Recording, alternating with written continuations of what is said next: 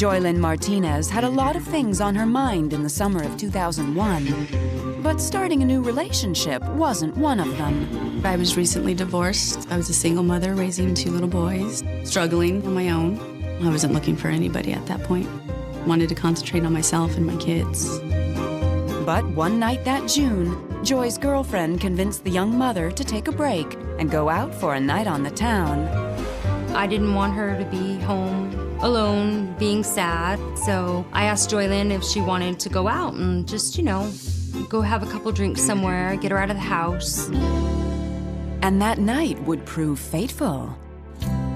At a local Albuquerque, New Mexico bar, Joylyn was introduced to a tall drink of water named Robert Howard Bruce. I had noticed him. He was a very good-looking man. He looked a lot like Ben Affleck. He came up to our side of the bar and bought me a drink, and we started talking. As Joylyn sipped drinks with Howard, she had to admit she was having fun. She even gave him her number at the end of the night. It was a very big moment for me to give him my phone number. I didn't think it would lead to anything. I still didn't want anything serious. And Joylyn made that clear. But that didn't stop Howard from vigorously pursuing her. He would show up with flowers. When he took me to dinner, it was always the high-end restaurants. It felt great having somebody spoil you. It was something I had never felt before. He would buy her jewelry, he would buy her clothes. He really had an impact on her life as far as spoiling her, and she was at a time in her life when she needed that. Howard also brought Joylyn on many of the frequent business trips he took as a salesman. But the icing on the cake, Howard was a devoted father of 3 children from a previous marriage. He had his kids every other weekend. He did everything with his kids, fishing, hiking. He was a really good dad. In fact, in the spring of 2002, Howard moved to Pueblo, Colorado, about 6 hours north of Joylyn, to be closer to his kids. I'd agreed to try a long-distance relationship with him, just to see where it would go. Howard visited Joylyn every other weekend, and despite the fact that he was 12 years her senior, he was always the life of the party. When Howard would come into town, we'd meet somewhere, have some drinks, maybe some dancing. It was always a good time, always fun, always laughing. But often, the drinking would prove too much for Joylyn, way too much. After experiencing several blackouts, she started to get seriously worried. I could remember up to a certain point, and then all of a sudden I'd be like, well, when did we leave? I wouldn't remember anything afterwards. Howard said, it's probably because you didn't eat good last night. I even asked my doctor. He just kind of said, well, it's age. It could be your diet. The doctor told me that. It put me at ease. By April 2003, Howard and Joylyn had been dating for 2 blissful years. When Howard popped the question, Joylyn said yes. That fall, the couple wed in a gorgeous private Hawaiian ceremony. The location, which was at a beautiful waterfall. It was a beautiful ceremony. It was nice.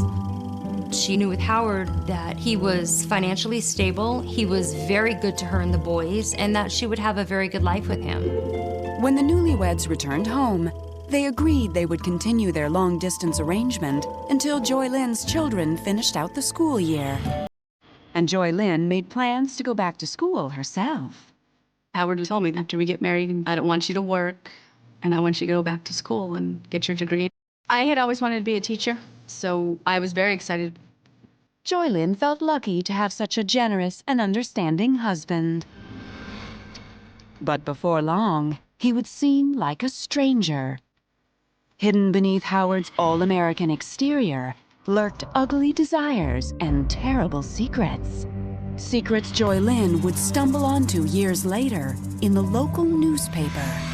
The headline got my attention enough to where I wanted to read it. As I'm reading this article, I was feeling sick. The hair on my body was standing up. I froze, and I just remember thinking, oh my God, he was in my home. It all clicked. My gut just told me that was him.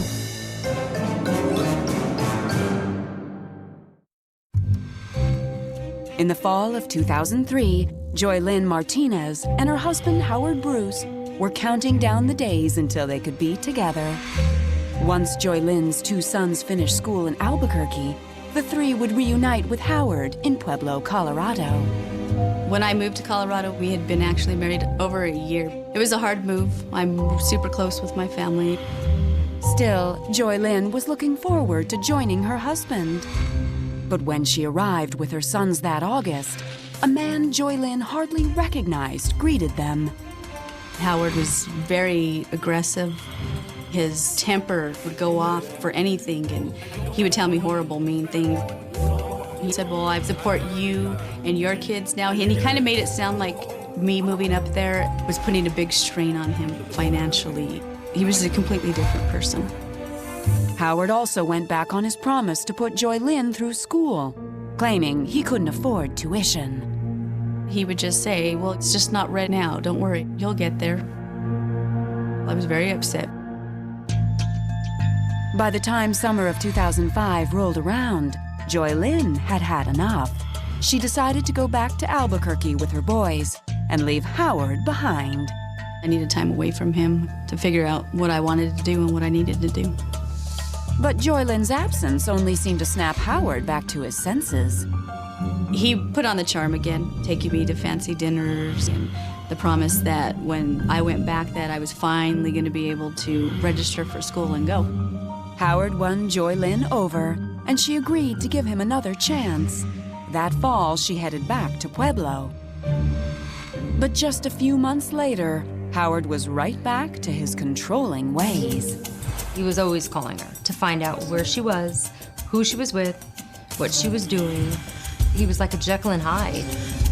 Joy Lynn's faith in her husband was wavering, and she found herself questioning everything.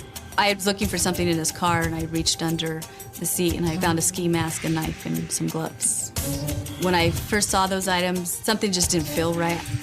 He came home. I was like, what is this? He said, we had a ton of pocket knives all around the house because of the boys. And he put the hat on and said, I don't wear it like a ski mat. I just wear it when I'm driving.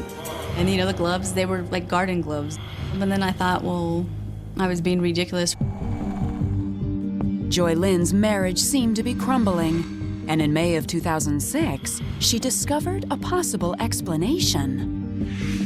Howard switched companies, so I went and got his book, an explanation of benefits from the employer, so I could find out what their policy was. Inside this book was a list of girls' names, addresses. The list was all different parts of the United States that he was traveling to. So I thought, oh my God, he's cheating on me. He's got a girlfriend in every town he goes to. Joy Lynn immediately called Howard's cell and exploded. I was like, you know, I found your list of all your girlfriends, and how could you do this to me? He was like, what are you doing snooping through my stuff? Then he went from that to, no, that's not what that is. That list is old. I didn't really buy it. I was done with the relationship at that time. I had every intention of coming back to Albuquerque. I just had to wait a couple more months till my kids got out of school. But before she left town, Joy Lynn made yet another awful discovery. I got his video camera out and was going through tapes, and I came across a tape of him and me. Joy Lynn couldn't believe her eyes as she watched a recording of Howard having sex with her without her knowledge. In this video, I'm unconscious. I'm completely out of it. I don't remember it. I was sick. I couldn't believe what I was watching, and I couldn't believe he would do something like that to me. Howard called, and I don't even think I let him say anything. The first thing out of my mouth was, I saw your sick little tape. Howard didn't react quite the way Joy Lynn expected. It was kind of creepy. It was kind of like a laugh, like, oh, did it turn you on? Then it was like, oh, come on, Joy, we were drunk that night. He said, you didn't do anything that you wouldn't have normally done. I told him, I can't even talk to you. I don't even want to hear your voice right now. But that was only a glimpse into Howard's dark and twisted world. It was about to get much, much worse. He was the all-American husband, and that was part of his camouflage. I was scared. I didn't know what he might do to me.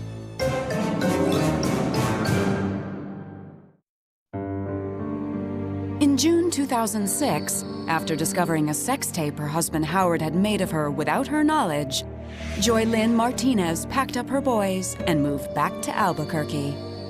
She left her husband behind in Colorado.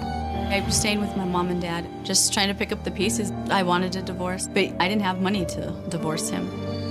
Joy Lynn was heartbroken, and in August 2007, when her beloved grandmother suddenly passed away, Joy Lynn sunk even lower. When I lost her, it hit me really hard. I was really close to her. And right away, when he found out he was, in Albuquerque, he was constant with the flowers and bringing me gifts, trying to tell me how much he loved me and how much he needed me. Joy Lynn decided to take things one day at a time and put all thoughts of divorce on the back burner. Until the following year, when she found something that made her think twice.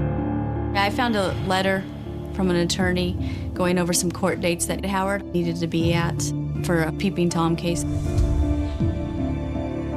I'm floored because I'm like, Peeping Tom? I confronted him on it. Howard was ready with an explanation. He said I was at work drinking a couple beers. I left, locked the keys in the office. I needed the bathroom, and I was peeing in the bush, and I got arrested. That's all it was. First I thought, okay, well, yeah, that's possible. But then I'm like, no, there's more to this. 2 months later, Joy Lynn's suspicions were heightened again. The morning of October 2nd, 2009, she casually picked up a newspaper. I was looking for pages that had the crossword puzzles and stuff, and I came across the headline that got my attention. The headline said, "Cops back on the trail of the Ether Man rapist." I had never heard of the Ether Man rapist. As I'm reading this article, I was feeling sick. The hair on my body was standing up. Joy Lynn read that the Ether Man was Albuquerque's most prolific serial rapist. He'd been targeting young women from the early 1990s to around 2000. Detectives had been on the hunt for him for years to no avail. He would stalk universities, look for young girls, and follow them home. Then he would break in, incapacitate them with some type of chemical, and then rape them. It was 19 years that he had been committing his crimes. We had determined that he had at least one victim in Pueblo, Colorado. Prior to that, I believe Albuquerque had somewhere around 19. Law enforcement in Albuquerque, they had conducted a long, methodical investigation. They had the DNA. They didn't know whose DNA it was. No one ever really reported any suspicious activity. So there was a lot of frustration. Joy Lynn couldn't shake a feeling of dread as she read that the Ether Man had also struck in Austin, Texas in May 2006. And that's when it hit her. Howard had been in Austin that month. The timeline clicked. I knew when Howard moved to Albuquerque. I knew when he moved away. The rapes were happening during that time period. Everything clicked. I realized that that list of names wasn't girls that he was cheating on me with. It was probably potential victims. I mean, it all fit together. But there was one important detail that didn't fit at all. Along with the article was a police sketch of the suspect. The sketch to me didn't look like Howard. I even drew in a mustache and goatee like Howard wore and drew in some hair like Howard wore it so I could see if it looked like him. And to me, it didn't. Still, Joy Lynn couldn't ignore all the other evidence that seemed to point directly at her husband. I wrote down the phone number for the Crime Stoppers and I was gonna call, but I wanted to be 100% sure. Howard was due in Albuquerque soon, and Joy Lynn nervously awaited his arrival, hoping his visit would end in closure, one way or another. But a shocking turn of events was about to change everything. I've investigated homicides, sexual assaults, but nothing on this scale. Something felt wrong. I knew something bad was gonna happen. In the fall of 2009, Joy Lynn Martinez nervously awaited the arrival of her husband, Howard Bruce. It would not be a pleasant visit. I knew Howard was an Ether Man rapist. Even though I knew that that was him, I went back and forth trying to convince myself it wasn't him. That weekend was very hard to be with him. I was very nervous. Anytime he touched me, it made my skin crawl. The following week, Joy Lynn breathed a sigh of relief when Howard returned to Colorado. She decided then and there to end her marriage. I was gonna tell him that day that I wanted out, that I couldn't do it anymore. I had tried to call him, and he wouldn't answer. Called him a couple times, he didn't answer. Joy Lynn thought that was strange. Howard always took her calls. And then I finally called his son, and he said, I can't talk. They think my dad did something bad, and I'm at the police station right now. I'm like freaking out. I'm like, what do you mean? What's going on? Joy Lynn was stunned to hear that her husband was the prime suspect in the attempted murder of a Pueblo police officer. And they couldn't find him. I didn't know what to think at that time. I was in panic mode. One of our police officers went out to the garage and discovered a propane cylinder and rubber tubing going under the garage door. It was obvious that it had been set there intentionally by someone in an attempt to blow up his residence. Our officer notified the sheriff's department, notified the bomb squad. They asked him, who do you think could have done this? And the first person that came to mind was Howard Bruce. The officer in question was the same one who had arrested Howard in his Peeping Tom case. He had also been set to testify against Howard that very day. But Howard never showed up. After 9 hours, police finally located his car in a parking lot. Howard was passed out in the front seat. He was just out of it. He was under the influence of some drug or alcohol or something. But in the back seat of the car were 2 impressions made from the bottom of a propane cylinder. Howard was immediately arrested and charged with 3 counts of criminal attempt to commit first-degree murder, intimidation of a witness, possession of an incendiary device, and third-degree criminal trespassing. They found him, and he was in custody. But I knew he did it, and to me, it just validated everything. 2 days later, when 3 Pueblo police officers showed up at Joy Lynn's front door, she didn't hesitate to voice her suspicions. I told them that I thought he was the Ether Man rapist. I just couldn't doubt myself anymore. With Joy Lynn's statement, detectives were immediately able to get a warrant for Howard's DNA. And a few weeks later, Robert Howard Bruce's name became national news when police announced a positive link between his DNA and the Ether Man rapist. I think I basically just shut down. I couldn't understand how I could be married to someone who could be that person. I couldn't believe that I knew this man for this many years and that he was capable of what he has done. It's just mind-boggling to me. In July of 2010, Howard was convicted in the Peeping Tom case.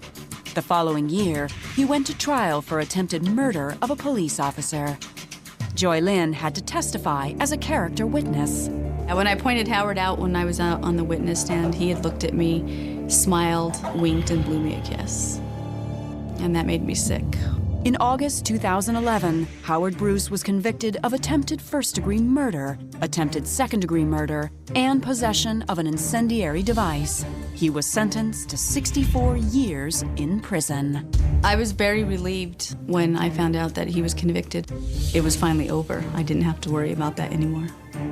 The following month, Howard received an additional 30 years after pleading guilty to a criminal attempt to commit sexual assault and first-degree burglary in yet another Colorado case.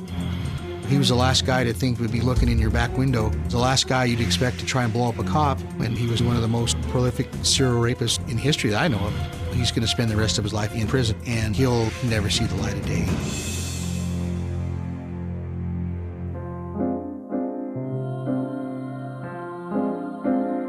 Recovering from her marriage to Howard Bruce has not been easy for Joy Lynn.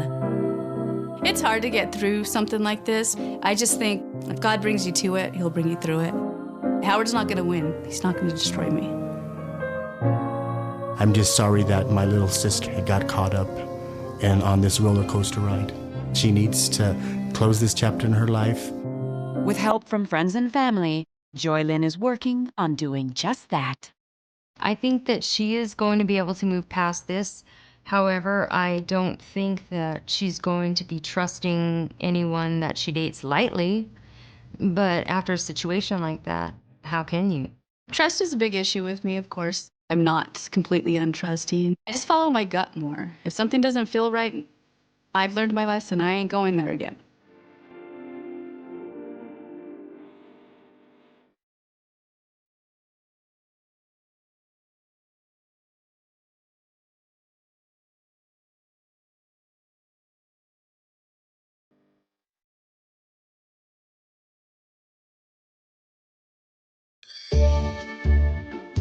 Tammy McCreary had never been lucky in love. I had dated some characters, so I know all the games, I know all the stories. So when the mother of three went out to an Atlanta club one night in November 2007, love was the last thing on her mind. Until Eric Petit strolled by her table.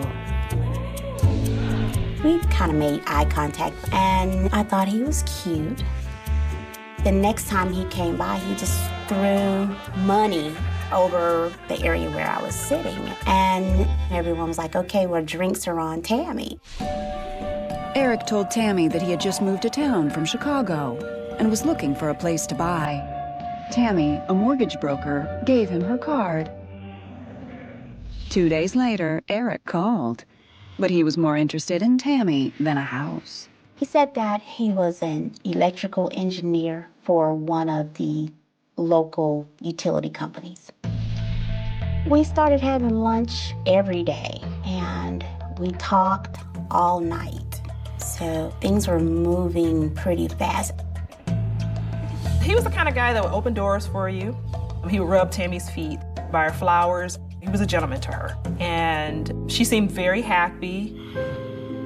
As the relationship took off, Eric told Tammy some of the secrets of his past. He too had been married and had 2 young sons and a stepdaughter. But after his divorce, his life had taken a tragic turn. In one of our conversations, he just mentioned his children. And of course, I wanted to know, okay, so where are your children? And he said his boys are deceased. And his parents were also deceased, and that they were all killed in a crash. So me being a mother, hearing that just sent chills through me. In tears, Eric showed Tammy his son's death certificates. But that wasn't the end of the story. Eric told Tammy that before the accident, he had been an ER doctor in Chicago. Eric did show me transcripts from University of Chicago, but he said that he could not practice after the death of his children.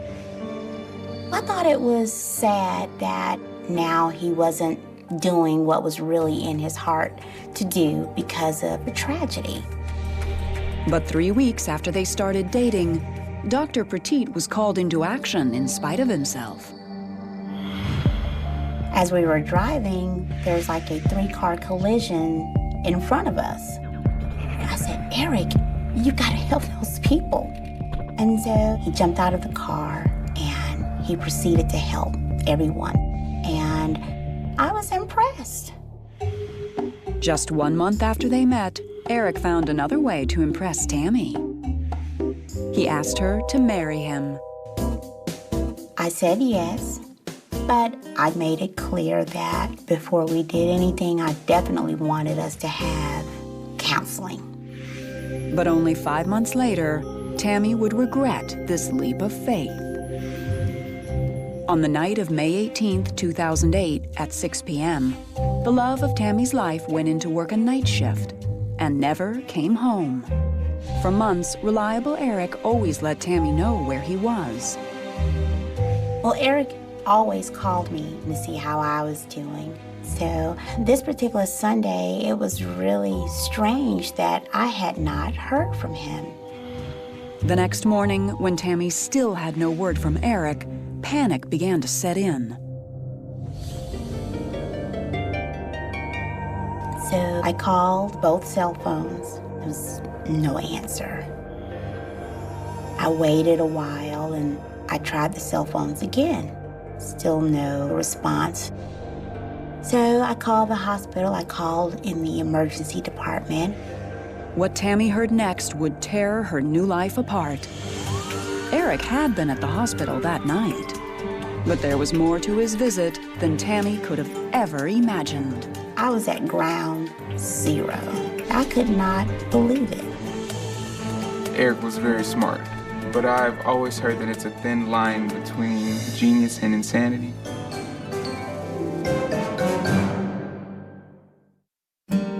In December of 2007, 5 months before Eric Petit suddenly vanished, he took his new fiancée, Tammy McCreary, out for a special surprise. He wanted to go shop for rings, so he went to a store and he said, let's look at a 3-carat peerless in the antique setting. And the salesperson said, okay, this is $30,000. And I'm like, $30,000. So Eric says to him, well, just give me a day or two. But later that night, Eric got a devastating phone call. Well, I was sitting in the living room watching television with my mother, and Eric called her upstairs to speak with her for a second. Then I just heard a loud outburst. So I ran upstairs, and he was laying in my mother's lap, and he was crying very, very hard. Through his tears, Eric told Tammy that his 12-year-old stepdaughter had committed suicide. As Tammy tried to comfort Eric, he explained that his ex-wife had no money for her funeral. He was told that it was gonna take $30,000 to cover the service, and he needed to take care of it. And I mean, I understood. And so I told him, we'll deal with the ring later. Tammy suggested that Eric move in with her so he wouldn't be alone. But not everyone thought it was a good idea. Everything was just coming all of a sudden, so I didn't trust him very much at all. I was like, you meet this guy who's not even from Atlanta, he's just moved here from Chicago, his family's dead. I said, what if he killed his family? Tammy may have been in love, but she had 3 children to protect. So she decided to get Eric checked out. I contacted a friend of mine who has a security firm, and I gave him Eric's information. And he came back to me and he says he's clean. He has nothing. So that made me feel very comfortable. But one detail was rather puzzling. Nothing turned up about the accident that killed his children. Whenever Eric talked about his children and the accident, he was very emotional. I've never seen a man cry like that, so I felt like he needed support.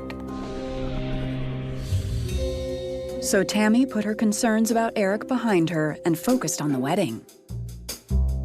To her delight, Eric took care of the invitations. And when the guests started to respond, she got a big surprise. I had people calling me saying, Eric's a doctor? I didn't know you were marrying a doctor. So he showed me a copy of the invitations, and it said, Doctor and Tammy. He says, well, it was really supposed to be a wedding present for you. I'm going back into medicine. Eric told Tammy he had been offered a job in the emergency room at a nearby hospital. It would begin after the wedding. When he said that he was going to be starting working at the hospital, I was thinking, well, maybe there is some truth to this guy, so let's give it a shot. 4 months after they met, Tammy married her handsome doctor in a small ceremony in their living room. I was very excited to know that I was going to be a doctor's wife. I just felt like this was the prayer that was answered. This was like a fairy tale. Over the next 2 months, Tammy settled into life as a stay-at-home doctor's wife. I would drive to the hospital every day, drop him off, and go back in the evenings and pick him up. Some days he would go in with a lab coat and he would come home in scrubs. But sometimes Eric's new job seemed to take a toll.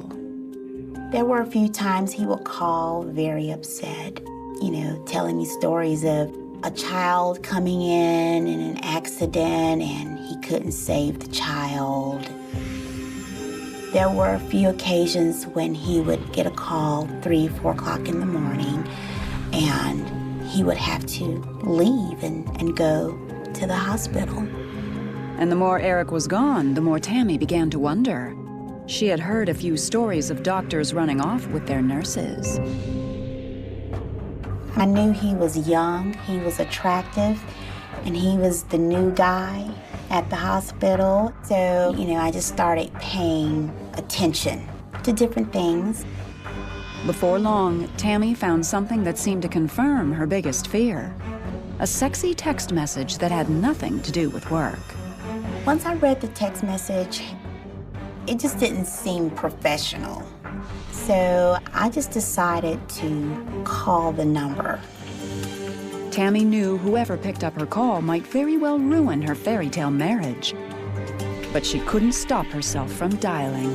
We were just like, oh my goodness, who is this guy?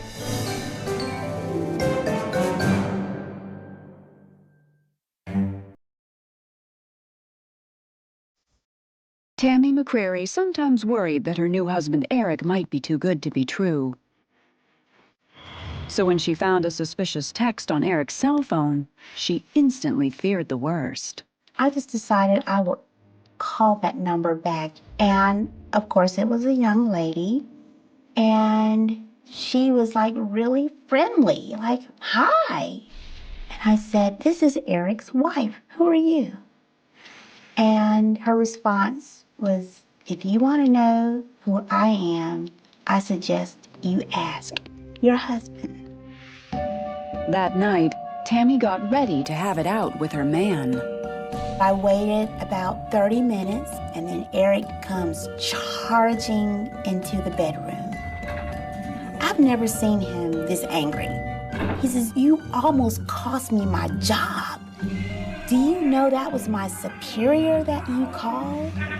And I just felt like some little teenager playing a little silly game. Ashamed that her snooping could have cost Eric everything, Tammy decided to trust her husband, for better or for worse. But less than 2 months later, that trust would be destroyed forever. On May 18th, 2008, the good doctor went in to work a night shift. But when the next morning arrived with no word from Eric, Tammy knew something was seriously wrong. I called both cell phones. There was no answer. So I said, well, I've never called the hospital, but I think I need to call today. Well, I called in the emergency department, and they put me on hold. Then they came back and they said, ma'am, there's not a Dr. Petit here. And I said, okay, well, I know they can't possibly know all of the doctors. So I decided to call the cell phone back. And this time I got an answer. So I asked for Dr. Petit. And the lady says, oh, are you talking about the guy that was using this cell phone? And I said, yes, because now I'm thinking, okay, finally, somebody knows Dr. Petit. But what the woman said next was the last thing Tammy expected to hear. She says, oh, well, you need to call security because that guy was arrested for impersonating a doctor last night. And I just lost it. Police were called when a nurse reported that a man she didn't recognize had been hanging around the emergency room. The man was Dr. Eric Petit, but the hospital had no idea who he was. He's dressed like a doctor from head to toe. He has a doctor's badge. He had taped his photo over the photo of the actual doctor on the badge. He had a prescription pad and some prescription drugs. And he was certainly getting around different controlled areas of the hospital. For weeks, Tammy's husband Eric managed to roam the hospital undetected. And surprisingly, he had just one motive for playing doctor. Most fraud cases involve people who are trying to get money. And it appeared that this guy was there to hit on women. One of the spokeswomen for the hospital said some of the female staffers described him as adorable. But if Eric had been playing doctor just to meet women, what else was he lying about? Tammy was determined to find out. Immediately, I just wanted to just start investigating everything that he had ever told me. I started going through his clothes. I was going through pockets, looking for pieces of paper, just anything. There was a duffel bag that was in the closet, and in the duffel bag, I saw papers. Eric's web of lies was far from over, and Tammy was about to learn just how far he would go to deceive her. I had no idea what this person was capable of. If you have a story of marriage gone wrong and would like to appear on this series, go to investigation.discovery.com. The day she found out her husband was arrested for impersonating a doctor, Tammy McCreary started her own investigation to find out who Eric Petit really was. I was so afraid that someone would come back and say, hey, his name isn't Eric Petit. I mean, I just did not know what to expect. Deep in Eric's duffel bag, Tammy uncovered another secret. A probation notice from the courts of Chicago. So at that point, I'm thinking like, wow, I figured it had to be bad. The probation officer explained to Tammy that Eric had been charged with check fraud, and there was a warrant out for his arrest. But then she heard something even worse. And she confirmed that he did have 2 children. I said, were they deceased? And she says, no, not that I know of. So I looked at the death certificate and I contacted the funeral home. And they had never heard of any persons in there with those names.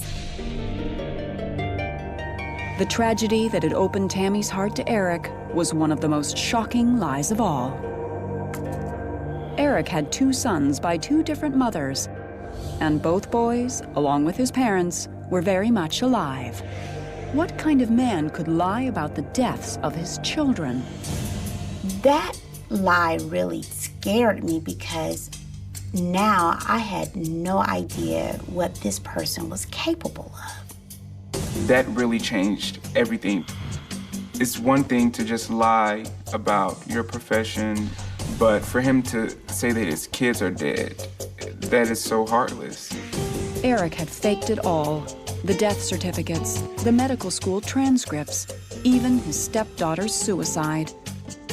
It seemed the only thing Eric hadn't lied about was his name. I wouldn't come out of the house. I didn't talk on the phone. I did nothing because I just could not believe that I allowed him to suck me into this with all those lies.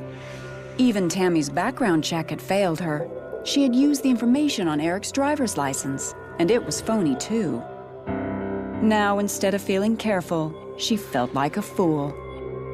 I think her guards were totally down, which had not been that way for many, many years. And everything he had said, he had proven to her, so she had no reason to question. On December 15th, 2009, Eric Petit negotiated a deal and pled guilty to identity fraud and theft. He was sentenced to 42 months in prison. But before he went in, he apologized to Tammy on the local news. Tammy, you know, I'm very, very sorry for the things that I sent you through. There was no doubt Tammy's luck in love had run out. Today, Tammy McCreary has made many changes. She has a job she loves, and for the first time in years, she's the one making the decisions. My mom is doing wonderful today. I love this person that she has become. I am finally independent. I have my own life, and I'm just enjoying life. I'm enjoying my children. But there's one thing Tammy isn't doing: dating. As far as relationship, it's kind of like she's hit the delete button on that whole chapter. I believe that if someone was trying to ask her out, she wouldn't go out. I don't think that you could ever truly know someone That is a very scary thought. But I will say, dismiss nothing. Things that seem to be small and little, don't dismiss it.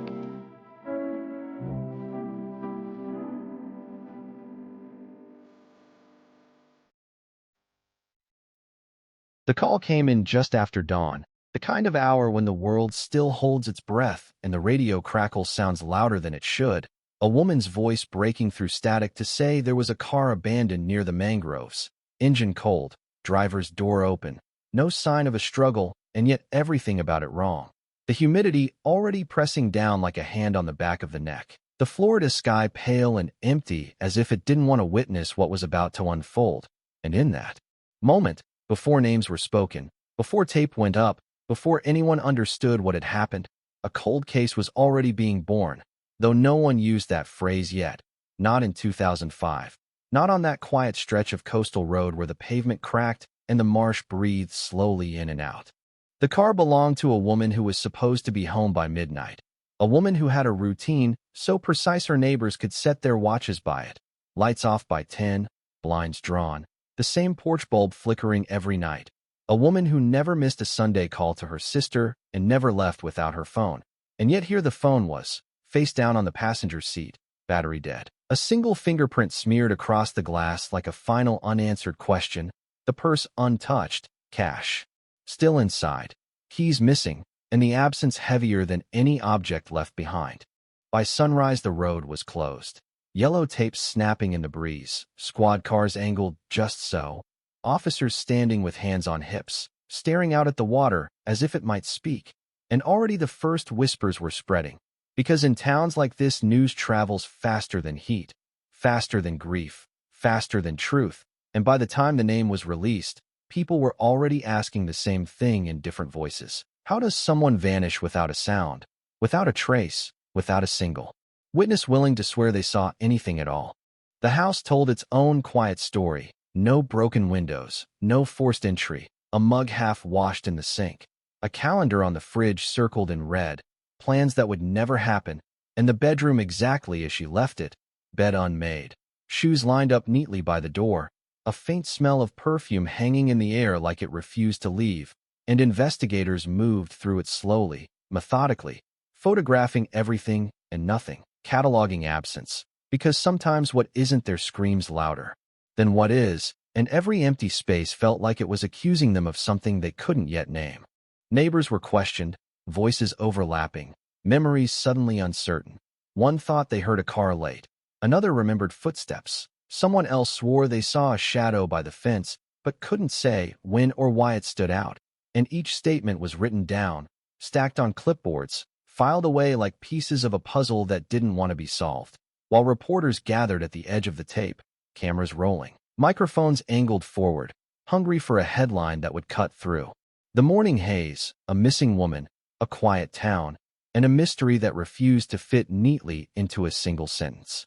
The first press conference came before lunch, the sheriff standing stiff behind a podium, promising a thorough investigation, asking for the public's help, repeating the word ongoing like a shield, while behind him officers shifted their weight, eyes scanning the crowd for reactions, for recognition, for anything that looked like guilt or fear, and the family stood just off to the side, faces drawn tight, hands clasped together, a sister staring straight ahead, a husband blinking too often, a mother gripping a rosary so hard her knuckles went white, and no one noticed then how close they stood to one another, how their bodies formed a closed circle, how grief can sometimes look like unity, even when something else is hiding underneath.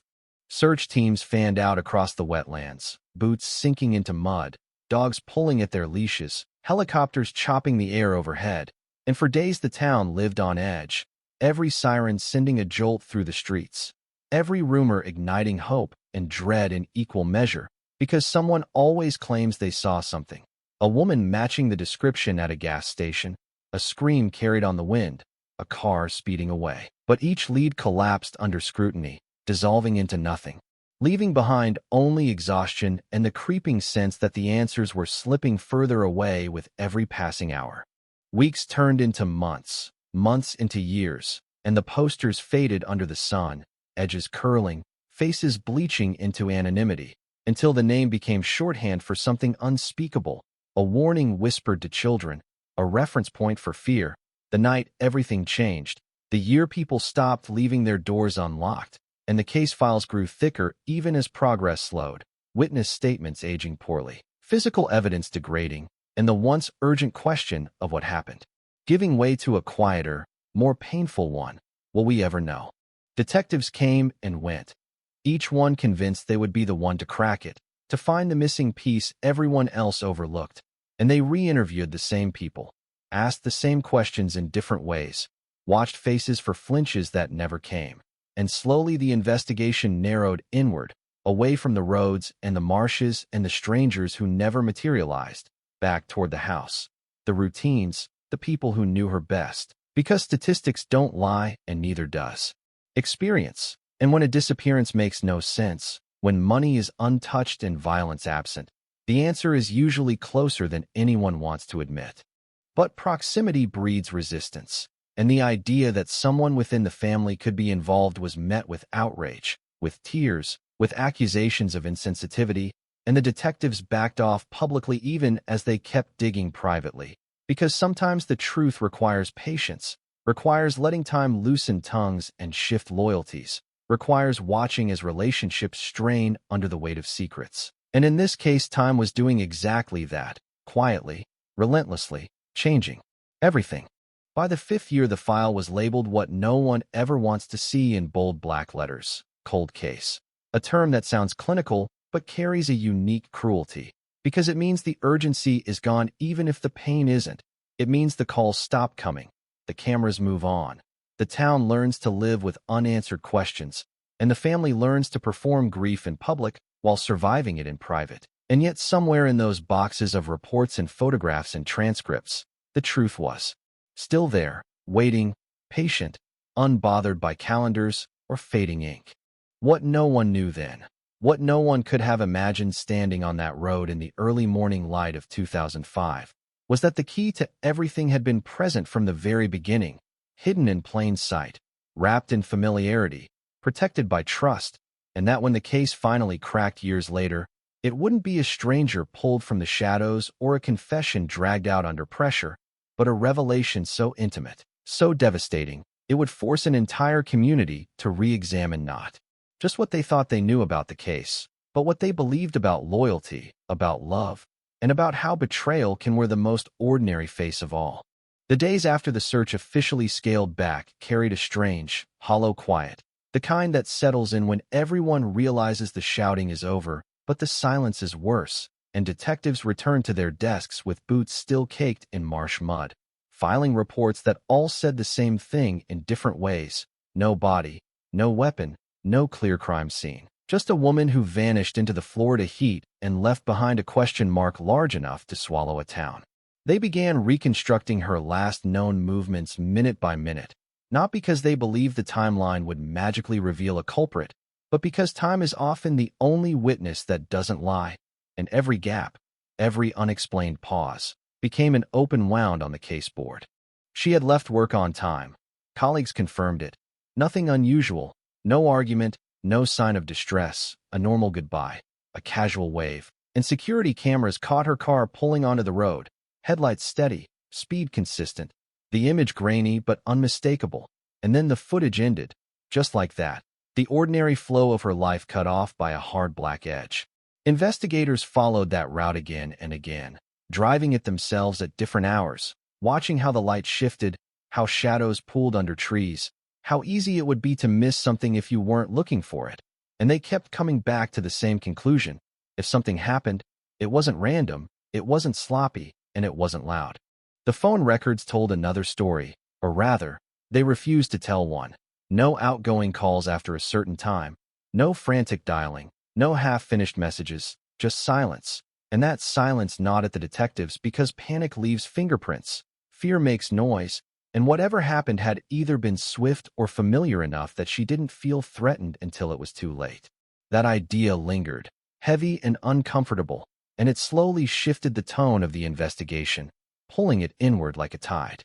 Family interviews became longer, more detailed, and more uncomfortable, detectives returning with fresh eyes, asking about finances, relationships, arguments that seemed small at the time but took on new weight under fluorescent lights. The husband spoke calmly, rehearsed almost, repeating the same phrases, the same timeline, the same assurances, while the sister's emotions came in waves, anger one moment, tears the next, her voice cracking as she described their last phone call. Mundane details suddenly elevated to sacred memory. The mother stayed quiet, answering only when spoken to, eyes fixed on the floor, and no one could quite tell whether she was protecting herself from the questions or protecting someone else. Financial records revealed nothing dramatic, no sudden withdrawals, no secret accounts, no insurance policy screaming motive, just ordinary bills, ordinary expenses, a life balanced carefully enough to look stable from the outside. And yet detectives know stability can be a performance, especially within families, where appearances are guarded fiercely and truths are negotiated behind closed doors. They pressed harder, revisiting old arguments, old resentments, things people hoped had been forgotten, and each conversation ended the same way, with polite cooperation on the surface and tension crackling underneath, like a storm waiting for permission to break. Meanwhile, the community grew restless, candlelight vigils held in parking lots and churchyards, faces glowing in the flicker of flames, prayers whispered into humid air, and speakers stood up to promise they would not forget, that justice would come, even as their voices betrayed doubt, because hope is harder to sustain without evidence, and faith without answers begins to feel like denial. Children were kept closer, routines changed, locks checked twice, and the case became a cautionary tale, a reminder that safety can vanish without warning. Years passed, and with them came changes no one could control. Detectives retired, new ones took their place, files were moved, digitized, summarized, the sharp edges of urgency sanded down by time and bureaucracy, and yet the case refused to die completely, resurfacing whenever a similar disappearance made headlines, whenever a body was found in a swamp miles away, whenever a tip came in from someone claiming they finally remembered something important. Each lead was chased, each one fizzled out, and the frustration compounded, because cold cases don't just freeze, they slowly suffocate, starved of resources and attention. Then, quietly, almost invisibly, technology began to change the rules, databases expanded, forensic methods improved, and old evidence was suddenly worth another look, and a detective with a stubborn streak reopened the boxes, not because he believed in miracles, but because he believed in patterns, and patterns don't disappear, they just wait. He laid out photographs again, read transcripts again, listened to recorded interviews, and something about the family dynamics kept pulling his attention back, not a single lie he could point to, but a rhythm that fell off, a harmony that sounded practiced rather than natural. He noticed how certain details were shared across interviews, worded almost identically, how pauses came at the same moments, how emotions flared and faded on cue, and he wondered how grief could be so synchronized unless it had been rehearsed, unless there was something everyone was unconsciously protecting. It was a dangerous line of thought, one that had ended careers before, because accusing a family without proof is the fastest way to lose a case. And so he didn't accuse, he observed, he waited, and he began looking for leverage that time itself might have created. People age, relationships shift, alliances fracture, and secrets that once felt worth keeping can become unbearable burdens, especially when guilt has years to settle in. The detective watched as the family changed, as marriages strained, as siblings drifted apart, as the mother's health declined, and he understood something fundamental, that the longer a secret is held, the more pressure it creates, and pressure always looks for a release. A minor dispute over an estate, a disagreement that would have been unremarkable in any other family, suddenly took on new significance when voices were raised and old resentments surfaced. And in that argument, something slipped, not a confession, not a clear accusation, but a phrase that didn't belong, a reference to timing that didn't align with the official story. And the detective caught it like a thread sticking out of a tightly woven fabric. He didn't pull it right away, he marked it, noted it, and waited for another. The second slip came months later, in an unrelated conversation, a comment about a place that had never been mentioned publicly, a detail that only someone intimately involved would know. And now the pattern was undeniable, small inconsistencies forming a constellation that pointed inward, toward the very circle everyone had been so careful to protect. The detective reopened the family interviews, this time one by one, separate, unscheduled, catching them off guard, asking the same questions they'd answered years ago, watching how their stories shifted under the weight of time. Fear has a smell, a texture, and he could sense it now, in the way voices tightened, in the way eyes darted, in the sudden defensiveness over trivial details. And he knew then that the case had never been about finding a stranger or a random act of violence. It had always been about peeling back layers of loyalty until the truth had nowhere left to hide. The cold case was warming, slowly, dangerously, and with every step closer to the center, the risk increased, because exposing betrayal within a family doesn't just solve a crime, it detonates lives.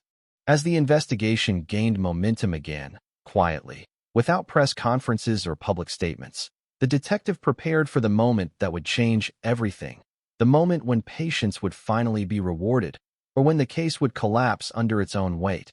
And somewhere in the town, without realizing it, the people who had lived for years believing the worst was behind them were about to learn that the past doesn't stay buried just because time passes.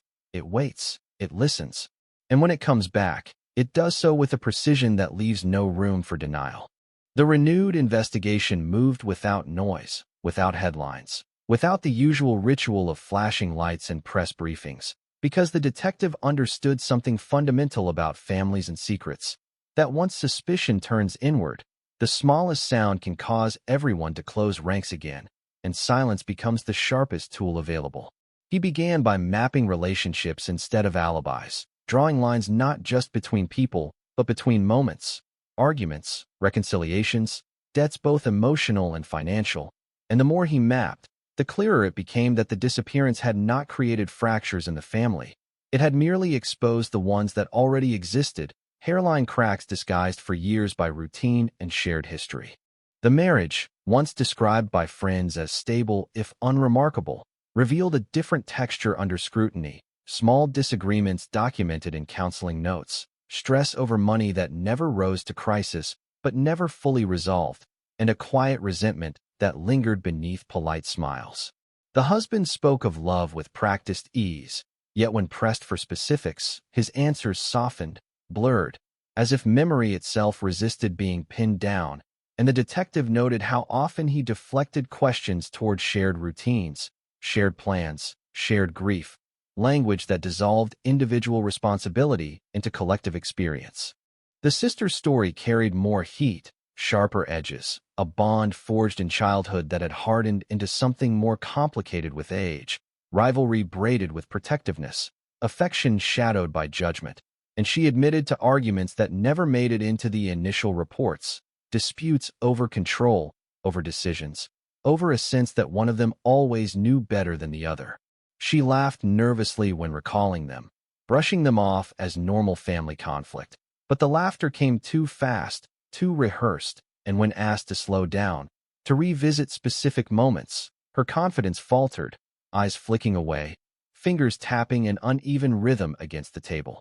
The mother remained the most difficult to read, grief etched deeply into her posture, shoulders permanently curved inward, voice soft and deliberate, as if every word had to pass through a filter of caution before emerging.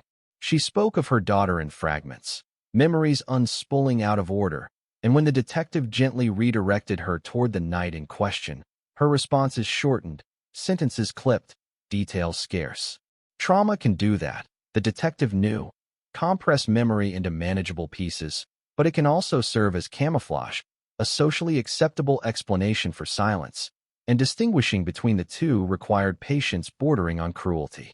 What shifted everything was not a dramatic confession or a breakthrough discovery, but a box of forgotten items pulled from evidence storage, re-examined with fresh eyes, a collection of personal effects deemed irrelevant years earlier because they didn't scream violence or struggle.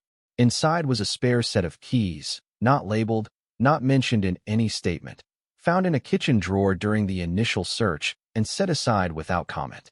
The detective traced those keys now, methodically, testing locks, consulting records, and one of them opened a storage unit rented under a name that had never appeared in the case file.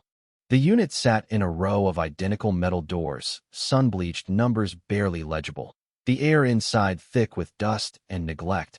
And as the detective stepped in, flashlight cutting through the gloom, he felt the familiar tightening in his chest, the sense that he was standing in a place that had been deliberately forgotten. The contents were unremarkable at first glance: boxes of old clothes, broken furniture, holiday decorations. But tucked behind a stack of plastic bins was a cooler, the kind used for beach trips, lid sealed with duct tape yellowed by time.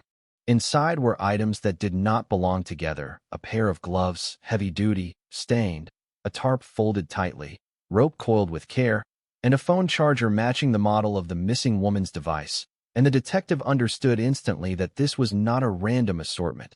This was preparation, and preparation implies intent. The cooler was removed quietly, logged, tested, and its existence kept tightly contained within a small circle, because the moment it became public, the fragile web of cooperation would snap.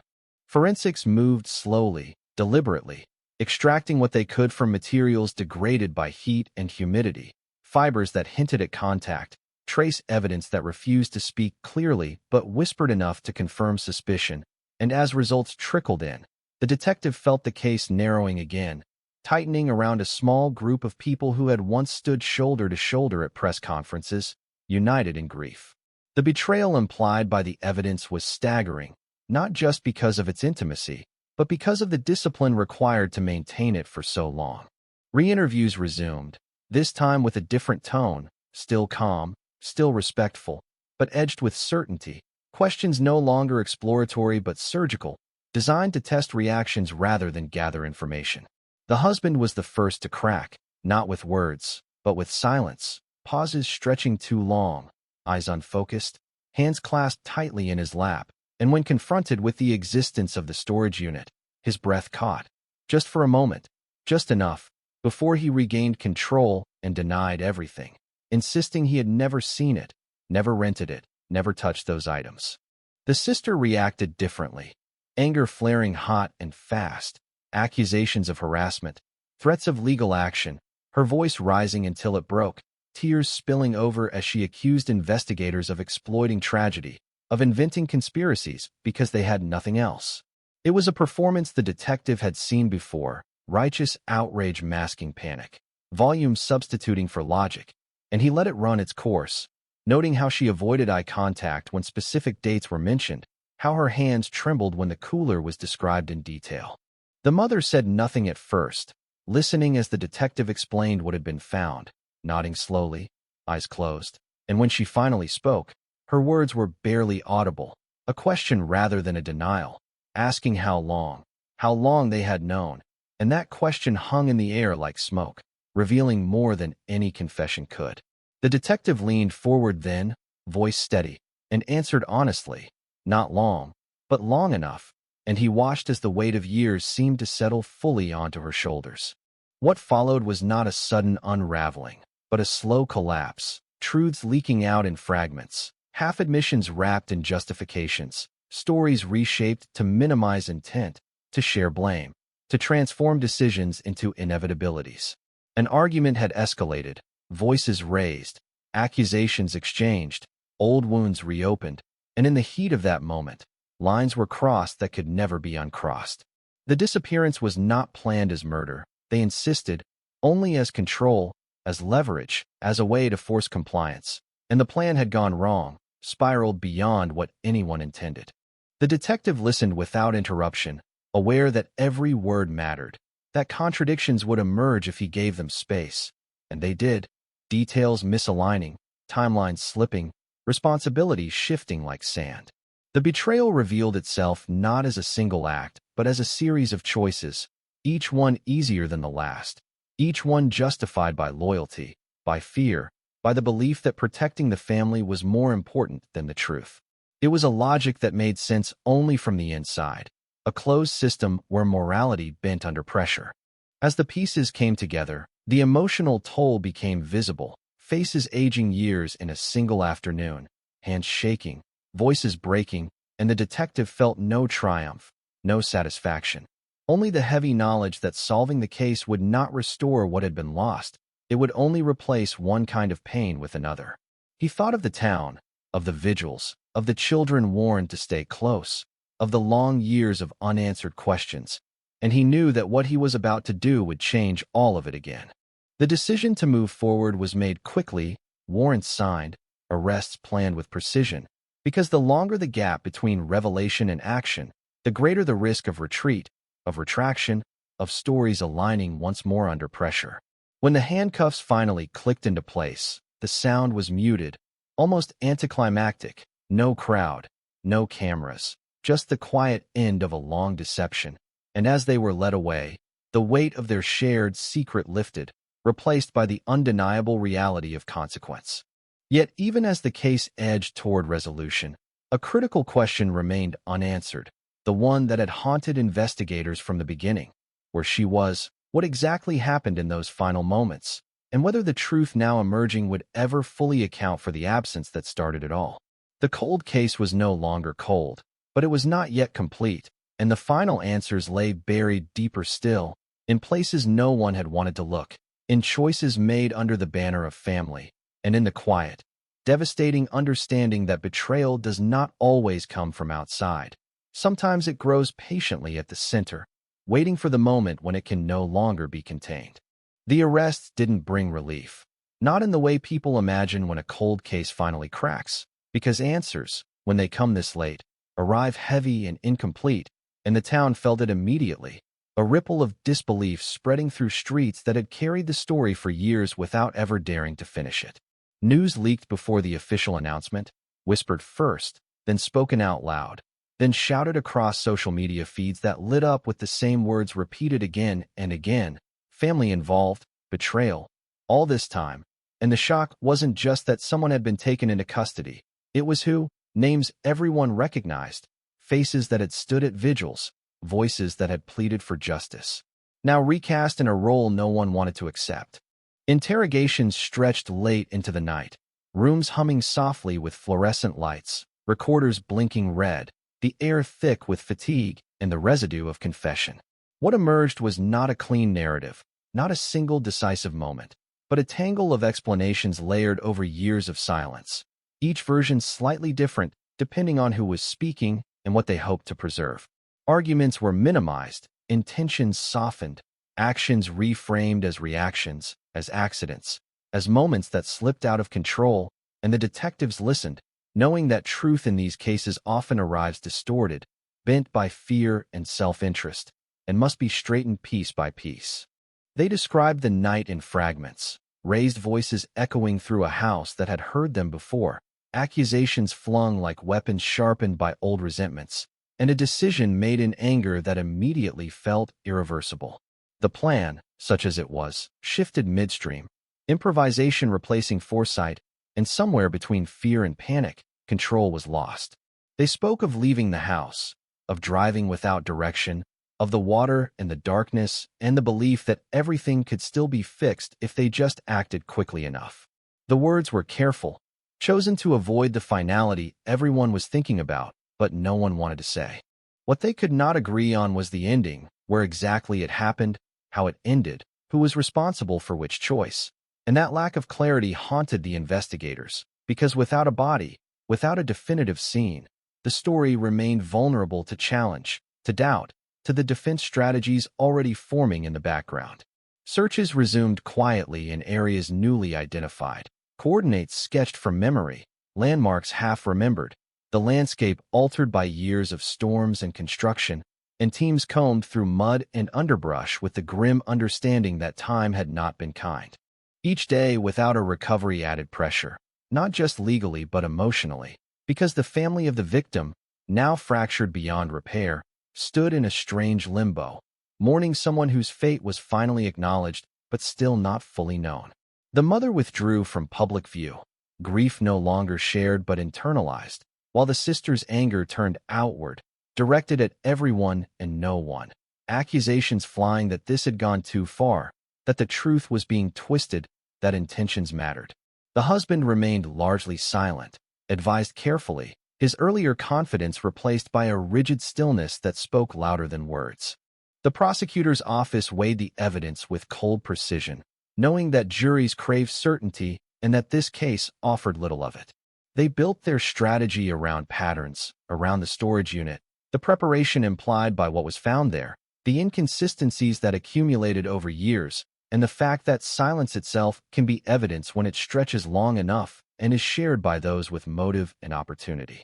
They prepared to argue that betrayal doesn't require malice in the traditional sense, only the willingness to choose self-preservation over truth, again and again, until the damage becomes permanent. As court dates approached, the town braced itself for a spectacle it had never wanted, neighbors scanning news updates with a mixture of vindication and dread, because closure, when it comes through betrayal, leaves scars on everyone who touched the story. People began revisiting old memories, conversations replayed with new meaning, gestures once read as compassion now tinged with suspicion, and the realization settled in that the case had shaped them in ways they were only beginning to understand.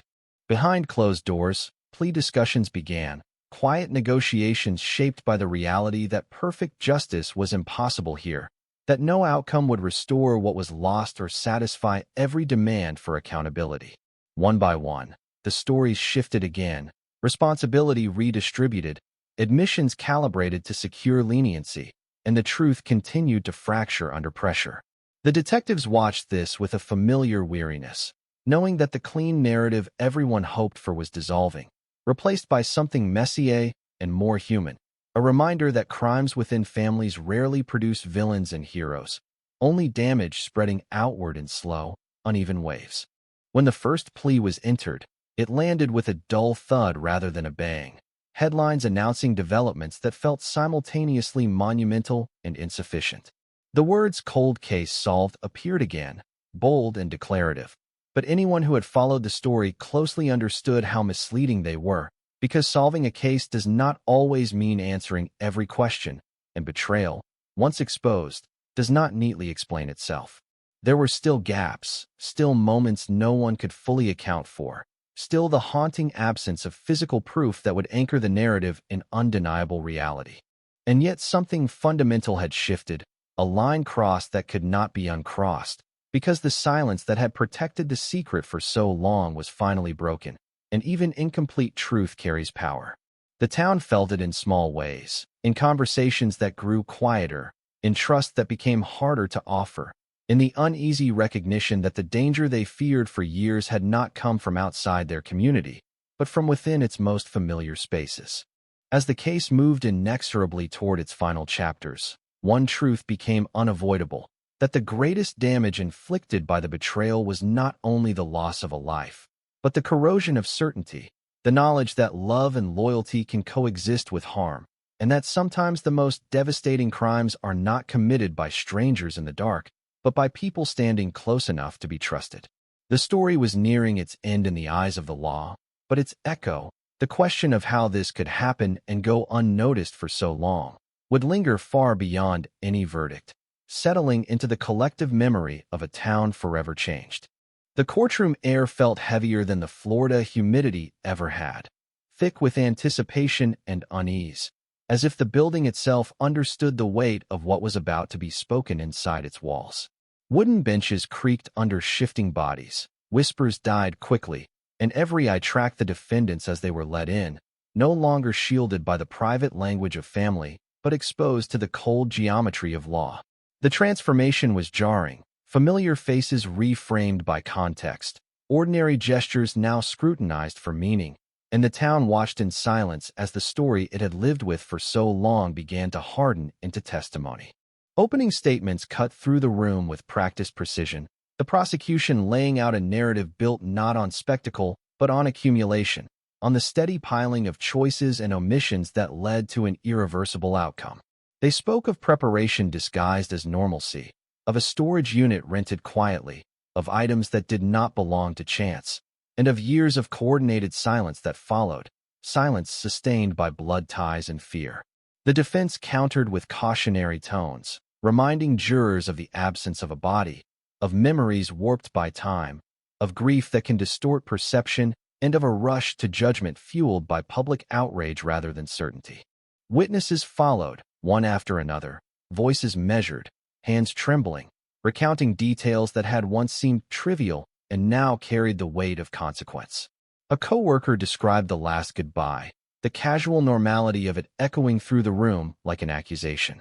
A neighbor recalled the night's sounds, uncertain, half-remembered, a car engine, a raised voice, nothing definitive and yet impossible to dismiss. Each account added texture but not clarity, reinforcing the sense that the truth was present only in outline, its edges blurred by years of distance. Then came the evidence, the storage unit photographs projected onto a screen, the cooler, the gloves, the tarp, items stripped of ambiguity by context, and the room shifted perceptibly as jurors leaned forward, the abstract suddenly tangible. The prosecution argued preparation again, intent inferred not from a single act, but from a pattern too deliberate to ignore, while the defense urged restraint, suggesting alternative explanations, coincidence, misinterpretation.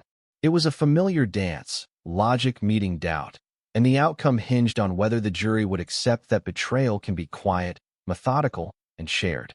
When family members took the stand, the tension tightened further, testimony folding back on itself as personal history collided with legal strategy.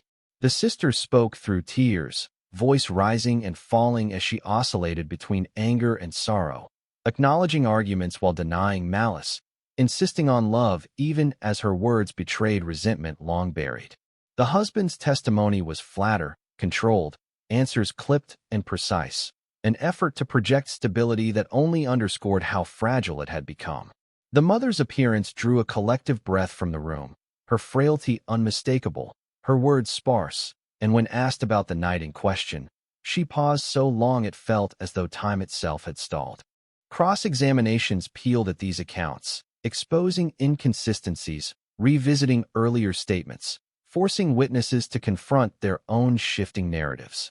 The process was relentless, uncomfortable, and necessary, because truth under oath is not about comfort, it is about endurance. Each contradiction landed like a small blow, not devastating on its own, but cumulative, eroding credibility grain by grain, and the jurors watched closely, aware that they were being asked to judge not only actions but motivations, not only facts but the spaces between them. Outside the courtroom, the town grappled with the spectacle, conversations splitting along lines of sympathy and condemnation, neighbors arguing in grocery store aisles, old friendships strained under the weight of opinion.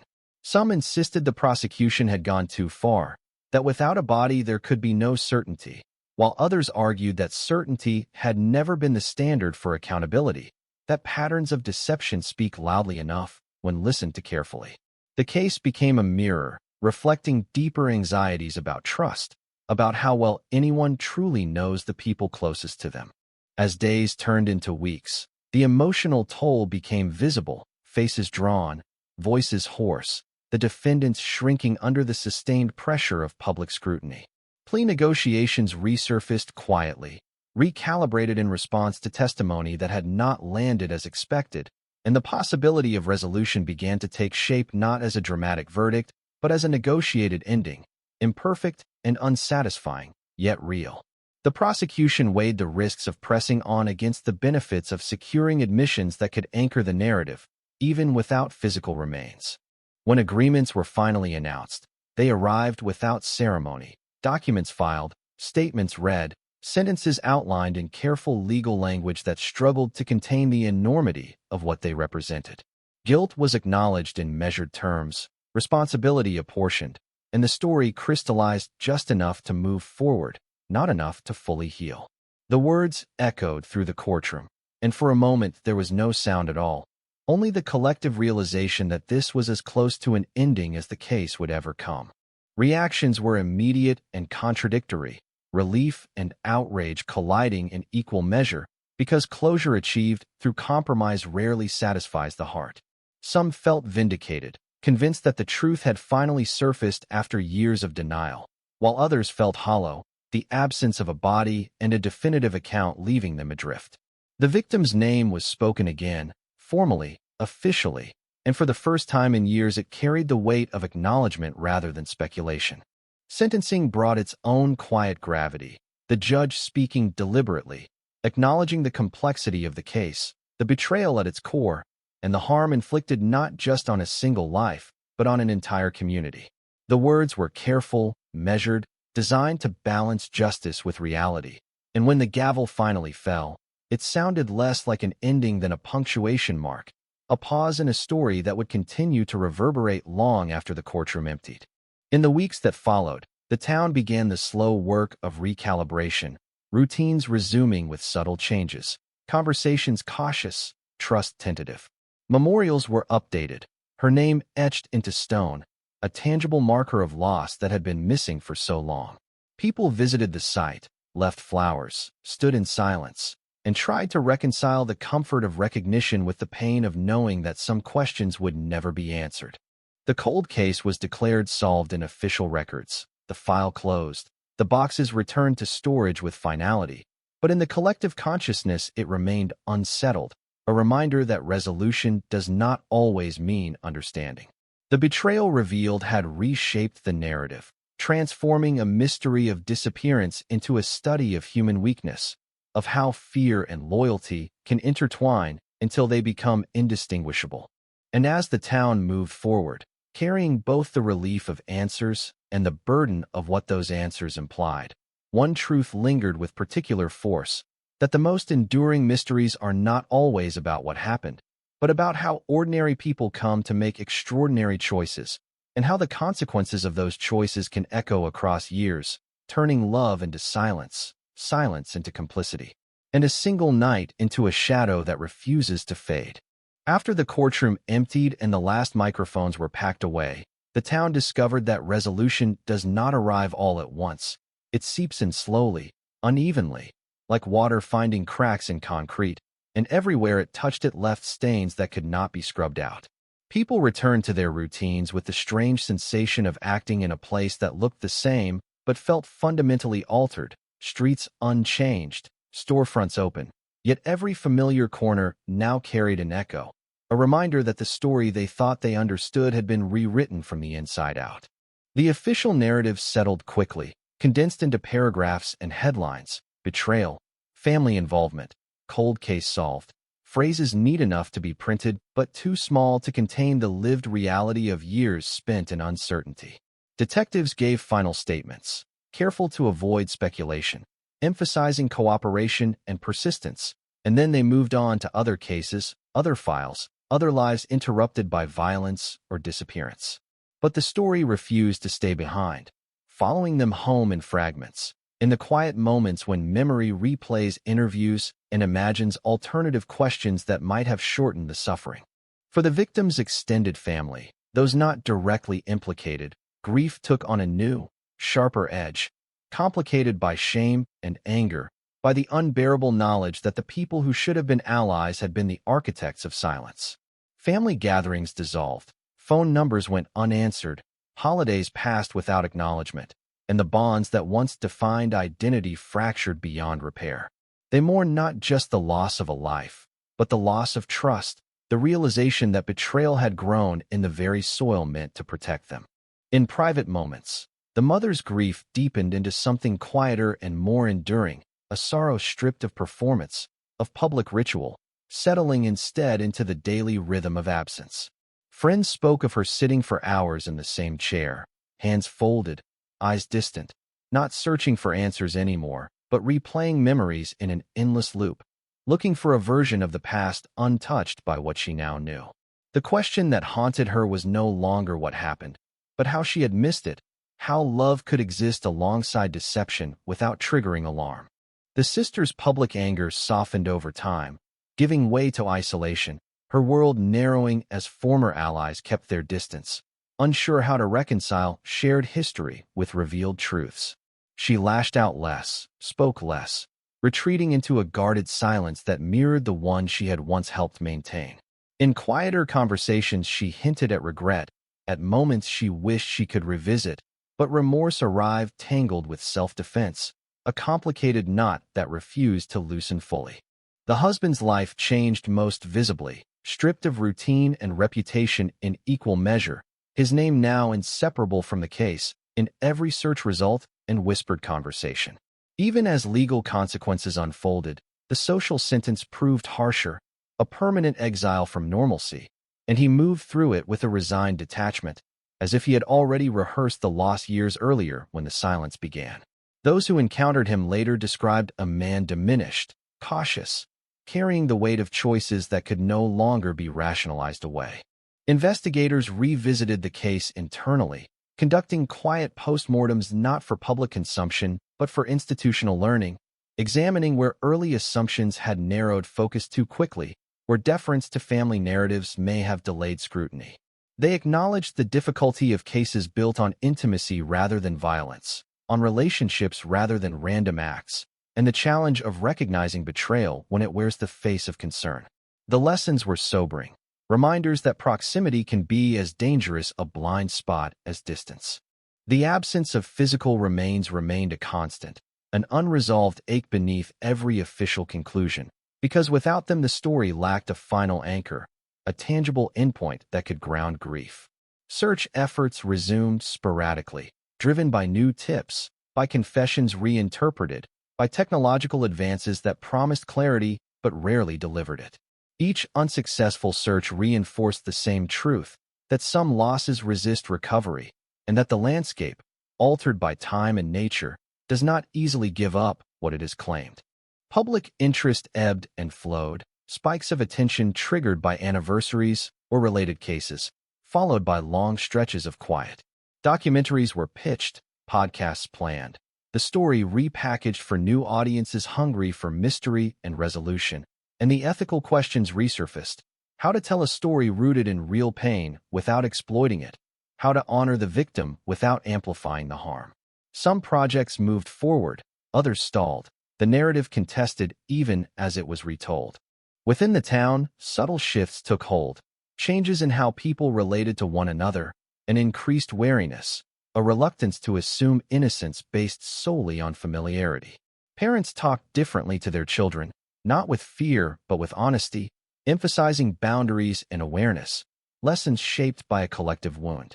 Community meetings included conversations about vigilance and support, efforts to rebuild trust deliberately rather than assume it would return on its own. For those who had followed the case closely, the most unsettling realization was how ordinary the origins of the betrayal appeared in hindsight. Disagreements that felt manageable at the time, decisions framed as temporary solutions, silence justified as protection. The story challenged comforting narratives about evil as something external and obvious, replacing them with a more disturbing possibility: that harm can arise incrementally, through choices that feel rational in the moment and devastating only when viewed in total. In the years that followed, anniversaries took on a different tone, no longer dominated by unanswered questions, but by reflection, by the recognition that knowing the truth does not erase loss, it reshapes it. Memorials became quieter affairs, less about demanding answers and more about acknowledging absence, about holding space for a life interrupted and the ripple effects that followed. People spoke her name with a mixture of tenderness and caution, careful not to reduce her to the circumstances of her disappearance. The detectives who had worked the case carried it with them, a reference point for future investigations, a reminder of patience and restraint, of the importance of revisiting assumptions and listening for what is not said. They knew that the case would follow them, cited in training sessions and conversations, an example of how cold cases can thaw unexpectedly, and how solutions can emerge from the least anticipated directions. And yet, despite all the analysis and reflection, one element remained stubbornly resistant to closure: the emotional arithmetic that never balanced, the question of whether exposure had brought more healing than harm. The answer depended on who was asked, on which wound they prioritized, and it shifted over time, never settling into a single, shared conclusion. As the town moved forward, carrying the case as part of its identity, the story transformed from an active investigation into a cautionary tale, one passed down not as gossip, but as warning, about the dangers of unquestioned loyalty, about the ease with which silence can masquerade as love. The cold case had been solved on paper, its betrayal revealed, but its deeper lesson lingered, an unsettling reminder that the most profound mysteries are not always about disappearance, but about the fragile choices that allow it to happen, and the long shadows those choices cast over everyone left behind. Time did what it always does after a story like this is declared finished. It stretched, diluted, and rearranged the emotional landscape, turning sharp reactions into slower, heavier reflections. And in that space, the town began to realize that solving a cold case does not end its influence. It merely changes the way it lives inside people. Conversations that once revolved around what happened now shifted toward how it was possible, how ordinary days could hide decisions that led somewhere so final. And those questions lingered longer than any headline ever had. Former neighbors replayed interactions in their minds. Gestures once interpreted as kindness now examined for subtext. A shared meal, a reassuring smile, a hand placed gently on a shoulder during a vigil. Nothing overtly suspicious emerged, and that absence unsettled them more than evidence ever could have, because it meant the warning signs they believed in might not exist at all. Trust, once broken this way, does not rebuild easily, and the town learned to live with a low-grade vigilance that never fully turned off. Law enforcement faced its own reckoning, not in press conferences or public apologies, but in policy meetings and training sessions where the case was dissected carefully, almost clinically. They talked about the danger of early assumptions, about how sympathy can unconsciously shape investigative priorities, about the need to interrogate familiarity with the same rigor applied to strangers. The case became a reference point, cited quietly, a reminder that the most convincing narratives are often the ones closest to home. For journalists and storytellers, the case presented a different dilemma: how to frame an ending that felt incomplete by design, how to resist the temptation to impose clarity where none truly existed. Drafts were written and rewritten, language softened or sharpened, and in the end, most accounts settled for a version of truth that acknowledged uncertainty rather than pretending it had been resolved. The phrase family betrayal appeared often, heavy and loaded, shorthand for a complexity that resisted reduction. In private spaces, therapy offices filled with people touched indirectly by the case, individuals struggling with anxiety that had no clear origin, relationships strained by a newfound skepticism, parents questioning how much protection was enough and how much became confinement. Counselors listened as clients described a vague sense of unease, the realization that safety had once been assumed and could no longer be, and helped them navigate a world where awareness had replaced innocence. The victim's memory evolved too, no longer frozen at the moment of disappearance, but slowly reclaimed through stories of who she had been before the case consumed her identity. Friends shared anecdotes that had nothing to do with tragedy. Laughter resurfaced alongside tears, and for the first time in years her name was spoken without immediately invoking mystery. It was a fragile reclaiming, easily overshadowed by the facts of the case, but essential for those who wanted to remember her as more than an absence. Anniversaries marked quietly now, without cameras, became moments of introspection rather than protest. Candles were still lit, but fewer speeches were made, and silence was allowed to stand on its own. People gathered not to demand answers, but to acknowledge endurance, the ability to continue living alongside unresolved questions without letting them dominate every breath. It was a different kind of strength, less visible, more sustainable. The legal aftermath continued in its slow, procedural way: appeals filed, motions argued, sentences adjusted at the margins, and each development briefly pulled the case back into public view before it settled again. The defendants aged in the system, their lives defined by routines far removed from the chaos that had once surrounded them.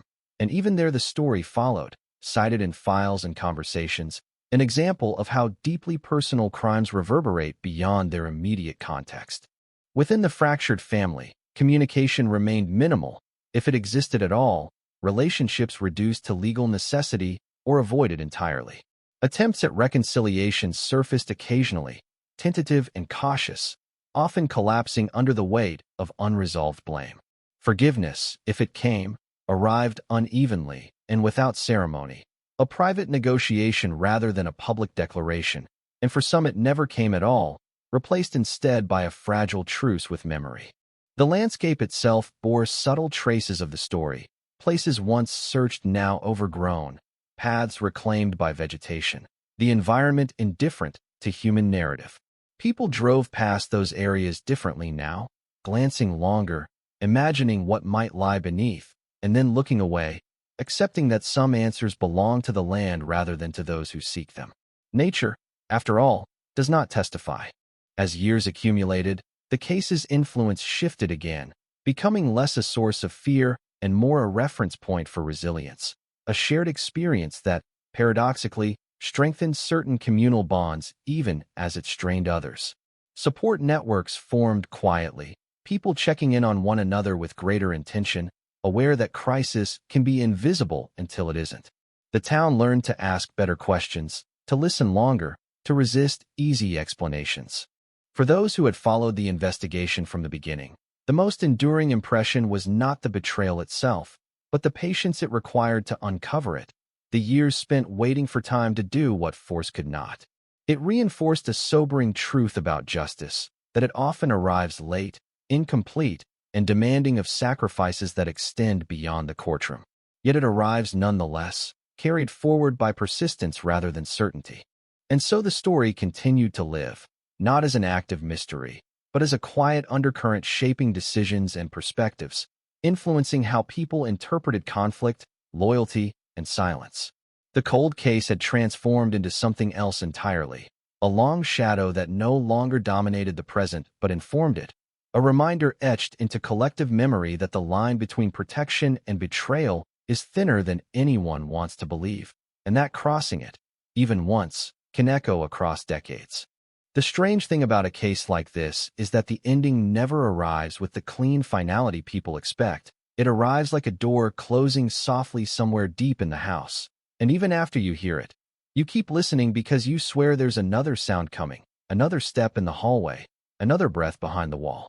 Officially, the cold case was solved, paperwork stamped, charges filed, sentences handed down, and yet the town's nights remained restless, because the most stubborn part of the mystery still lived outside the courtroom, not in testimony, not in exhibits, but in the raw physical absence of the person whose name had been spoken for years like a prayer and a warning.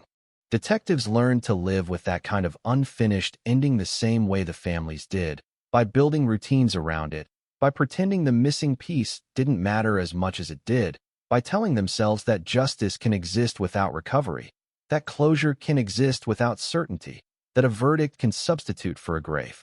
But the truth was always there, quiet and sharp. The idea that someone could vanish and never be found, that the landscape could swallow a life so completely that even truth, when it arrived, would have to arrive without the body to prove it.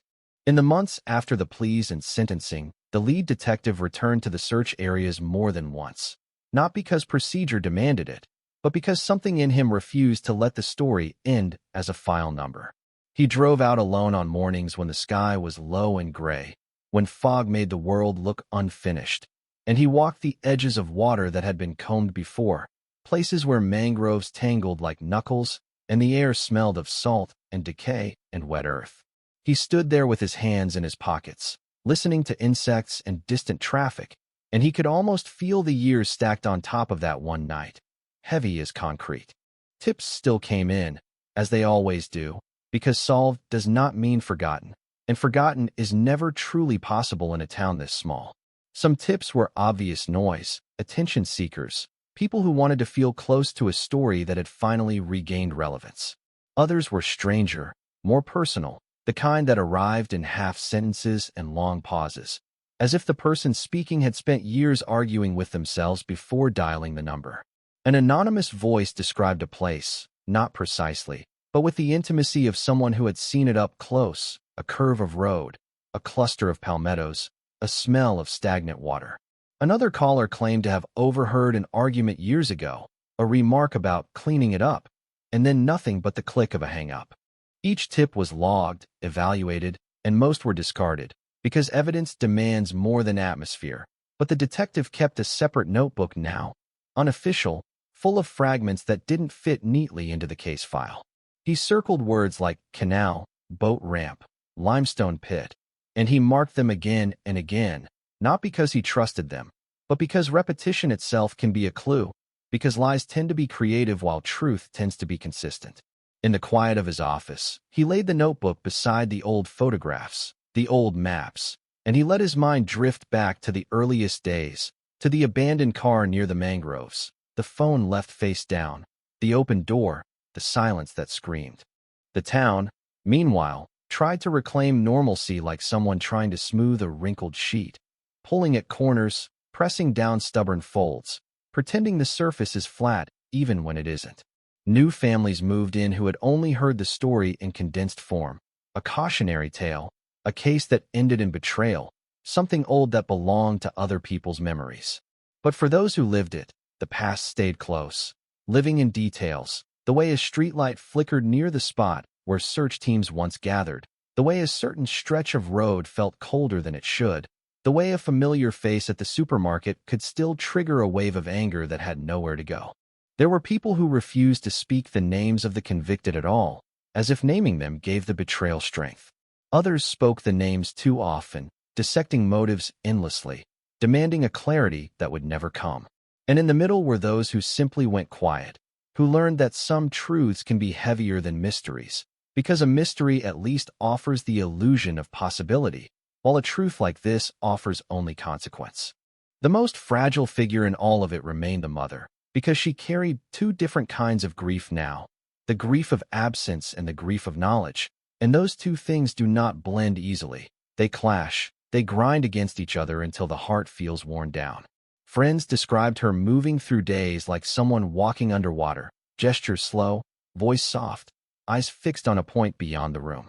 She rarely spoke publicly anymore, and when she did, it wasn't about justice or anger, it was about memory, about wanting her daughter's life to be larger than the last headline. She kept the bedroom as it had been for years, not as a shrine, but as an anchor, a place where time didn't move as fast, where she could pretend for a moment that the door might still open. That room became the quiet center of the story, because it reminded everyone of what the case was really about, not betrayal, not legal strategy, not sensational revelation, but a person who laughed, who worked, who had routines and plans, who should have grown older in this town, who should have been seen and known in ordinary ways. And the absence of her body kept that humanity raw, because without recovery, the story never fully transitions into history. It remains present tense.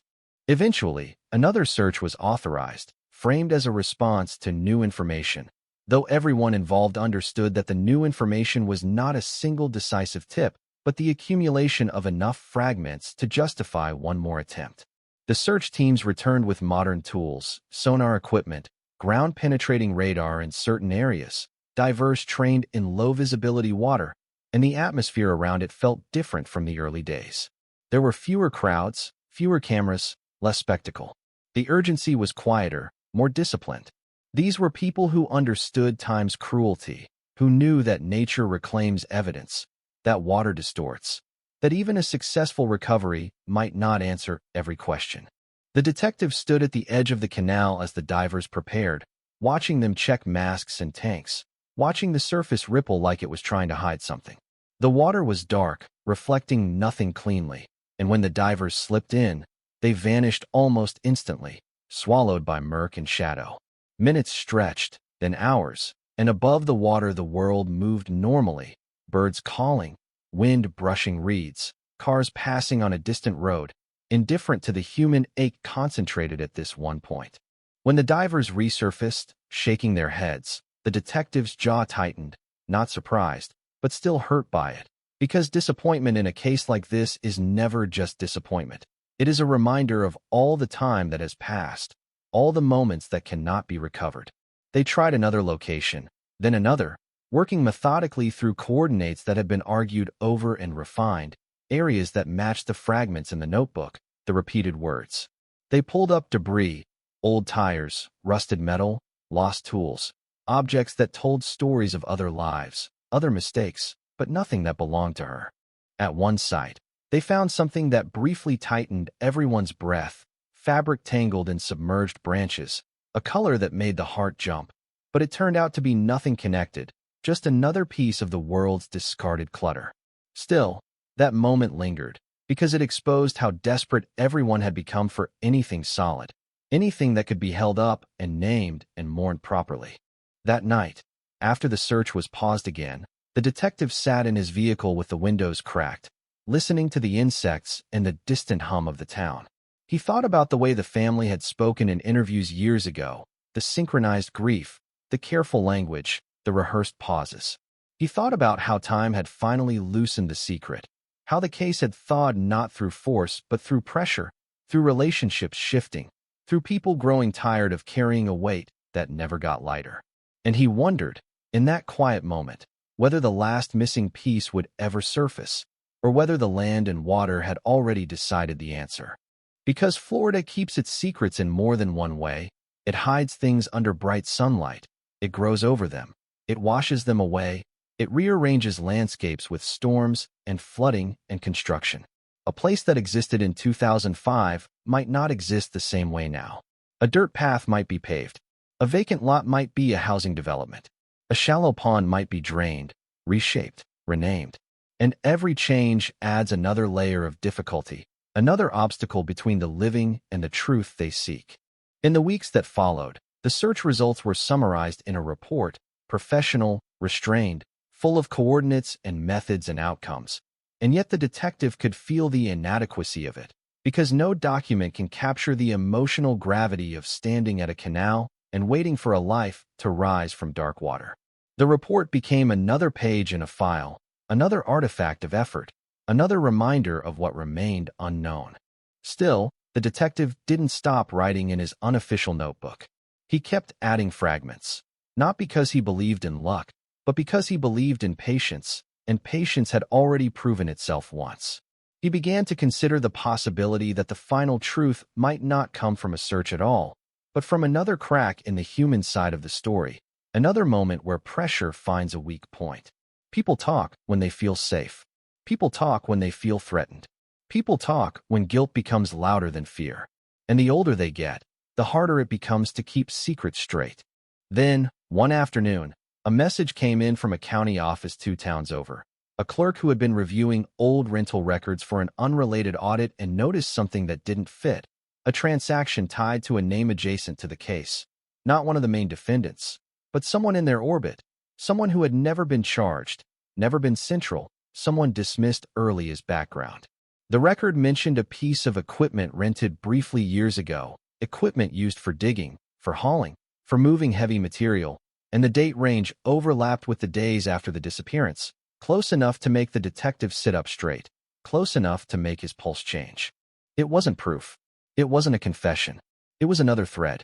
And in a story built on threads, small inconsistencies, forgotten keys, stray phrases spoken at the wrong time, threads were dangerous. Threads could lead to knots. Knots could lead to hidden places. And hidden places, if you were patient enough, sometimes gave up what they had been holding for years. The detective closed his notebook slowly, stood up from his desk, and felt the familiar sensation return, the case warming again, not solved on paper, not finished in the heart, but moving, shifting, breathing.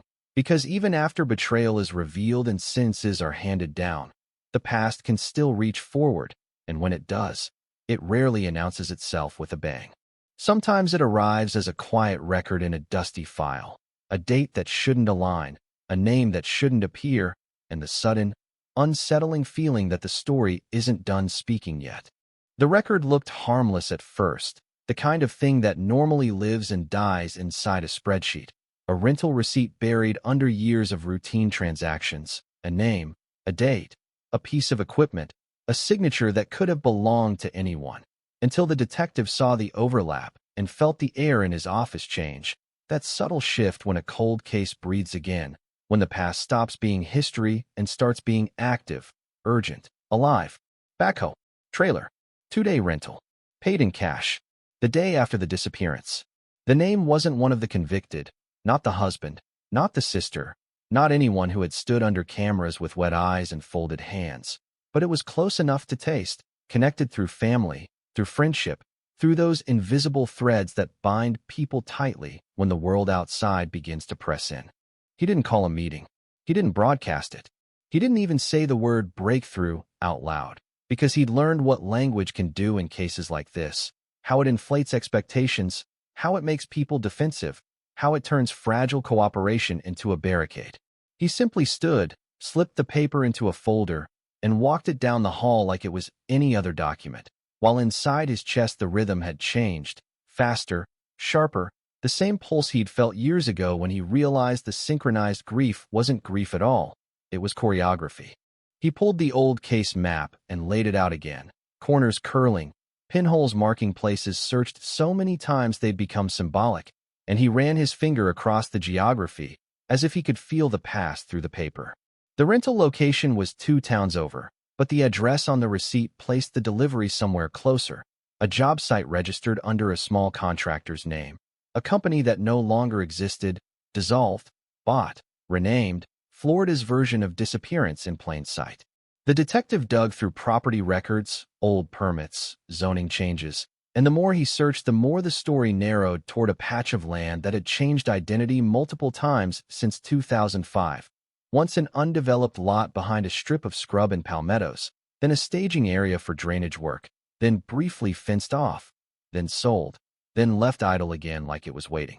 He drove there before anyone could tell him not to, the way detectives do when they're chasing a feeling that hasn't fully formed into proof. The sun was bright, merciless, and the landscape looked ordinary in the most unsettling way, because ordinary is where secrets survive best. A chain-link fence leaned to one side, weeds pushing through its base. A rusted sign posted a warning no one obeyed. Beyond it, the ground dipped in shallow swales where water collected after rain, dark puddles that reflected sky like bruises. The place didn't scream crime. It didn't need to. It only needed to exist at the right time, in the right hands, under the cover of a story everyone accepted. He stood there long enough to hear the distant hum of traffic, the churring insects, the occasional slap of wind against the fence, and he imagined the same spot in 2005, less developed, less watched, a place where a machine could dig and fill and leave behind nothing but freshly turned earth that the next storm would flatten, the next month would overgrow, the next year would erase. He could almost see it. Headlights in the dark, a trailer backing up, an engine idling low, voices kept quiet not because they were calm, but because they were terrified of sound. Back at the office, he ran the name on the receipt through every database available, not looking for a criminal history, but for a pressure point. The person, call him a family friend, call him an uncle by marriage, call him a man who existed in the background of photos, had stayed out of the courtroom spotlight, never charged, never central, the type who smiles at the camera and stands slightly off to the side. He'd moved twice since 2005, divorced once, changed jobs, a life that looked ordinary in records and heavy in the spaces between them. And in the last year, there was one new entry: medical leave, a diagnosis that doesn't care about secrets, a diagnosis that forces people to reevaluate what they want to carry into the final stretch of their lives. The detective didn't rush in with accusations. He visited quietly, a knock on a door in the late afternoon, the kind of time when shadows stretch long and people are tired enough to be honest or too tired to perform. The man opened the door slowly, face thinner than his old photos, eyes wary, and before the detective even spoke, something flickered across his expression, recognition mixed with dread, a look that said, "I knew this day could come, I just hoped it wouldn't." Inside, the house smelled faintly of antiseptic and old coffee. A television murmured in another room. The walls held family pictures like defenses, frames of birthdays and holidays, smiling faces captured before betrayal became a public word. They sat at a small kitchen table, the detective placing the folder down gently, as if sudden movements might shatter whatever fragile calm held the room together. He didn't say cold case. He didn't say body. He didn't even say the victim's name at first. He simply slid the rental receipt forward and watched the man's hands. The reaction was subtle, but it was there. Fingertips tightening, knuckles widening, the smallest tremor that traveled from wrist to forearm like an electric signal. The man tried to laugh, a dry, short sound that died quickly. He asked, "Where did you get that?" And the detective knew. Not proof, not yet, but the kind of knowing built from years of watching people react to paper. Innocent people don't usually ask where you got the document. Innocent people ask why you're here. They ask what this is about. They get angry. They get confused. This man went straight to the source, straight to containment, because that's what you do when you've spent years containing something too big to hold. The detective kept his voice calm, almost gentle, because he understood the trap. If he pushed too hard, the man would retreat into denial and lawyering and silence, and this thread would snap. So he spoke in headlines instead, sharp phrases designed to cut through defenses: equipment rental, cash payment, 2-day window, right after she vanished. He let each piece land and settle. He watched sweat form at the man's hairline. He watched his eyes drift toward the window as if measuring distance, as if considering escape even though there was nowhere to go. The man's first denial came automatically: reflex, a practiced no, a shake of the head, a claim he didn't remember, that it must be a mistake, that people rent equipment all the time. The detective didn't argue. He simply asked one question, quiet and precise. What job did you need a backhoe for 2 days after she disappeared? And the room went still in a way that felt physical, like all the air had been pulled out. Outside, a car passed, tires hissing on pavement, and the sound felt suddenly too loud. The man swallowed. His throat moved. His hands loosened and then clenched again. He whispered, barely audible, "I didn't touch her." And that was the moment detectives wait for in cold cases, because no one had accused him of touching anyone. The words came from inside him, not from the detective, and once a person starts answering questions you haven't asked, the walls begin to crumble. He tried to explain it the way people always do when they've lived with guilt long enough to build a story around it. He said he was called late, that night or the next morning. He couldn't remember exactly, time blurring the way it does when your mind is trying to protect you. He said he was told it was an emergency, family business, not police business. He said he believed them, because of course he did, because when someone you love looks you in the eye and tells you it's necessary, you want it to be necessary. He said he didn't ask enough questions. He said he asked too many and was told to stop. He said he was promised it was temporary, that they just needed to move something, to take care of it, to keep things from getting worse. He spoke in that coded language that families invent when they're trying to hide reality from themselves. The detective didn't let him float above it. He anchored him with specifics. Where? Who called you? What did you see? And the man's answers came slowly at first, then faster, as if once the door opened, the words rushed out like water behind a dam. He described a pickup truck. He described a tarp. He described the smell of mud and gasoline. He described a spot off a service road where the ground was soft from recent work, where digging would look like ordinary maintenance. He insisted again and again he didn't touch her, that he never saw her face, that he only saw shapes, shadows, that he did what he was told and hated himself for it, that he tried not to think about it for years and failed every night. The detective felt his pulse pounding in his ears, but he kept his face steady, because emotion is contagious, and he couldn't afford to infect this confession with anything that would make it retractable. He asked the man to draw it. The man's hand shook as he sketched a crude map on a napkin, lines crooked, proportions wrong, but the landmarks were there: a culvert, a bend in the road, a cluster of trees, a drainage ditch. The detective marked it, photographed it, and thanked him in the way law enforcement thanks someone for making their job possible, while simultaneously acknowledging that what they did was unforgivable. When he left the house, the sky was turning the color of old brass, and the detective sat in his car for a moment, gripping the steering wheel, letting the adrenaline settle into something darker. Because if the confession was real, it meant the official solved story wasn't complete. It meant the betrayal had extended further than anyone knew. It meant more people had been involved, more hands, more silence, and it meant that the victim's final location might still be recoverable. Maybe not intact, maybe not with answers cleanly attached, but recoverable enough to give the family what they had been denied for so long. A place to mourn that wasn't just imagination. He called the prosecutor. He called a search team leader. He made it clear this wasn't a media event. This was a precision operation. Ground-penetrating radar, cadaver dogs, soil sampling, specialists who understand that Earth can remember even when people try to forget. They assembled at dawn, quiet vehicles, no sirens, the kind of professionalism born from knowing that a crowd would only contaminate the work and the grief. The detective stood with them near the fence, watching the sun rise over a landscape that had watched everything and said nothing. The dogs worked first, noses low, handlers tense, moving in grids with disciplined patience. The radar followed, its operator reading screens like they were reading an ECG, looking for anomalies, disturbances, places where soil composition didn't match the surrounding ground. Hours passed. Heat climbed, sweat-soaked uniforms. And then one dog stopped, stiffened, and focused on a patch near a drainage dip where the grass grew slightly differently, thicker, darker, as if the earth itself had been fed. The handler signaled. The team froze. The detective stepped closer, heart hammering so hard it felt like it might bruise his ribs, and he stared at that ordinary patch of ground, trying not to project hope into it, trying not to summon a ghost.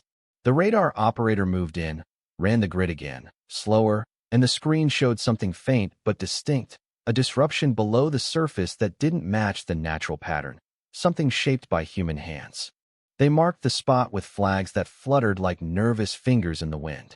The prosecutor arrived. A forensic specialist arrived. And the detective, standing there under the Florida sun, felt the story tightening again into a new headline, sharper and more dangerous than the last. New confession rocks solved cold case. Hidden burial site suspected.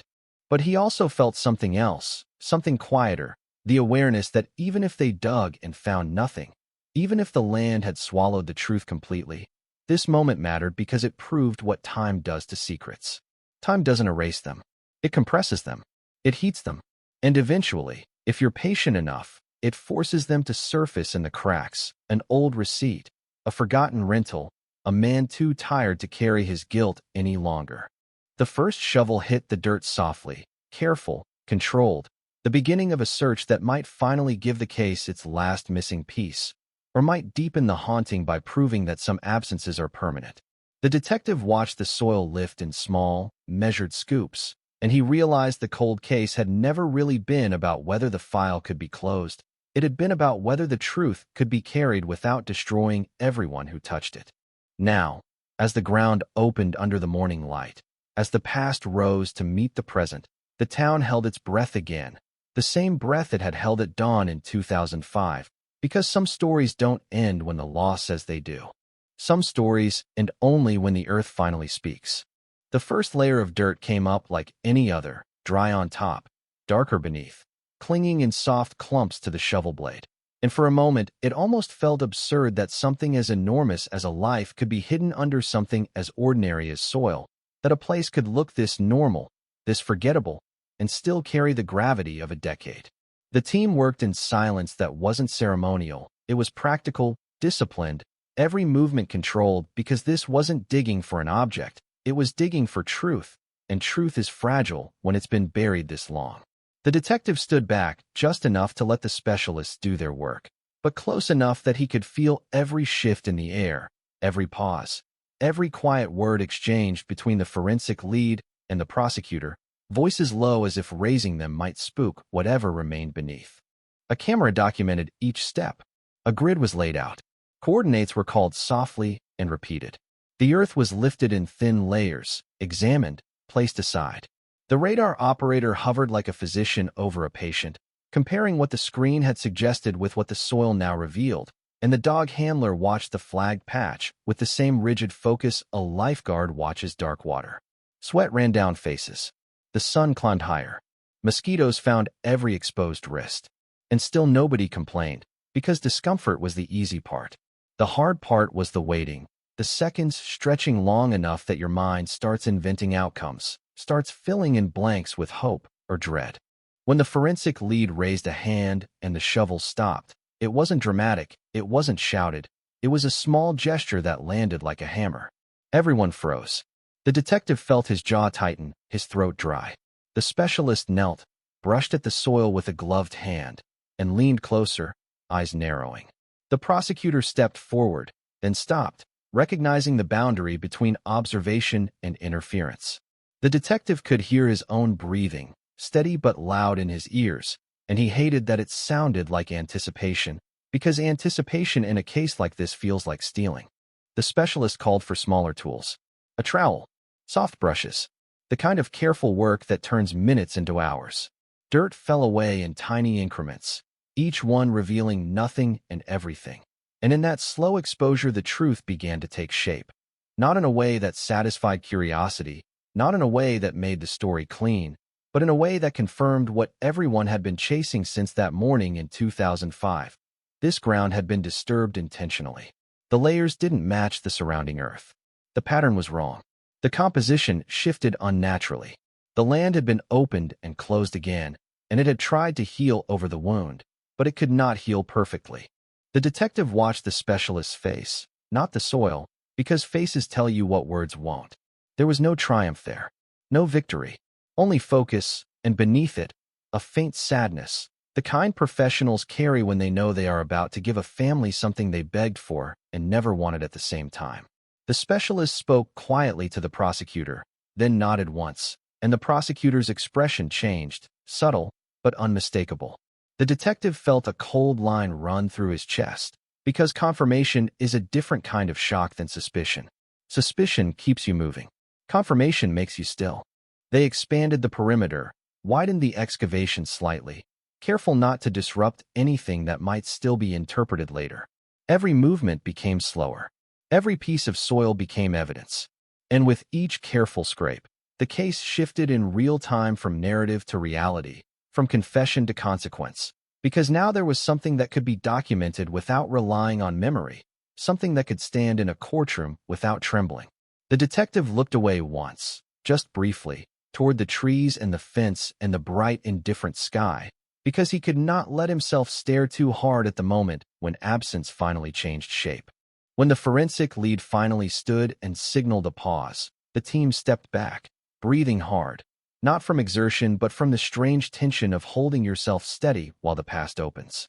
The prosecutor spoke into a phone with clipped precision, calling for additional resources, and the detective heard phrases carried on the wind: confirmed, secure, chain of custody, words that sounded sterile compared to what they meant. A second team arrived, then a third. The area became a controlled scene, not chaotic, not loud, but charged, a place where every footprint mattered. The victims' remaining relatives were notified before the media, a decision made deliberately, out of respect, and to prevent the kind of public frenzy that would turn grief into spectacle. The detective drove to the mother's house himself, because after years of interviews in courtrooms, after betrayals revealed and pleas entered, he understood that some news cannot be delivered by voicemail, cannot be delivered by an assistant, cannot be delivered with distance. He knocked, waited, and when the door opened, he saw her eyes search his face instantly, scanning for the shape of the truth before he spoke. He didn't use euphemisms. He didn't offer false certainty. He said they had located a site consistent with the confession, that specialists were working, that it could take time, that they would keep her informed, and as he spoke, her hand rose to her mouth like her body was trying to stop the words from entering. She didn't collapse. She didn't scream. She simply inhaled sharply, held it, and then exhaled as if she had been holding her breath for 15 years. Tears came, but not wildly. Slowly, like a leak that had finally found a crack. She asked one question, the question that had lived in her for so long it had become part of her bones. Is it her? And the detective told her the only honest answer, not yet confirmed, but the indicators were strong, and the mother nodded as if she already knew, as if her heart had recognized the truth before science caught up. She didn't thank him.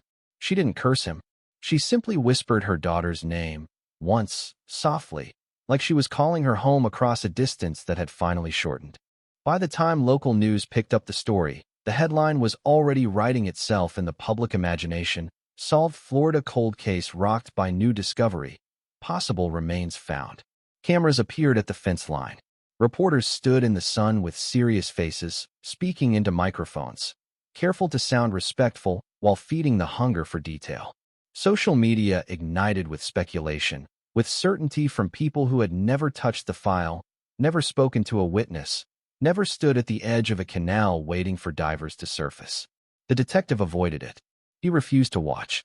He had learned that public narrative moves too fast, and this was a moment that demanded slowness.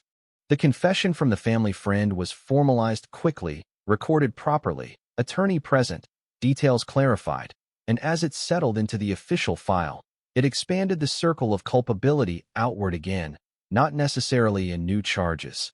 Those decisions belong to prosecutors and statutes and limitations, but in moral weight, in the understanding that betrayal had been shared like a contagion, passed from hand to hand, person to person, each one telling themselves they were only helping, only following, only keeping the family from falling apart.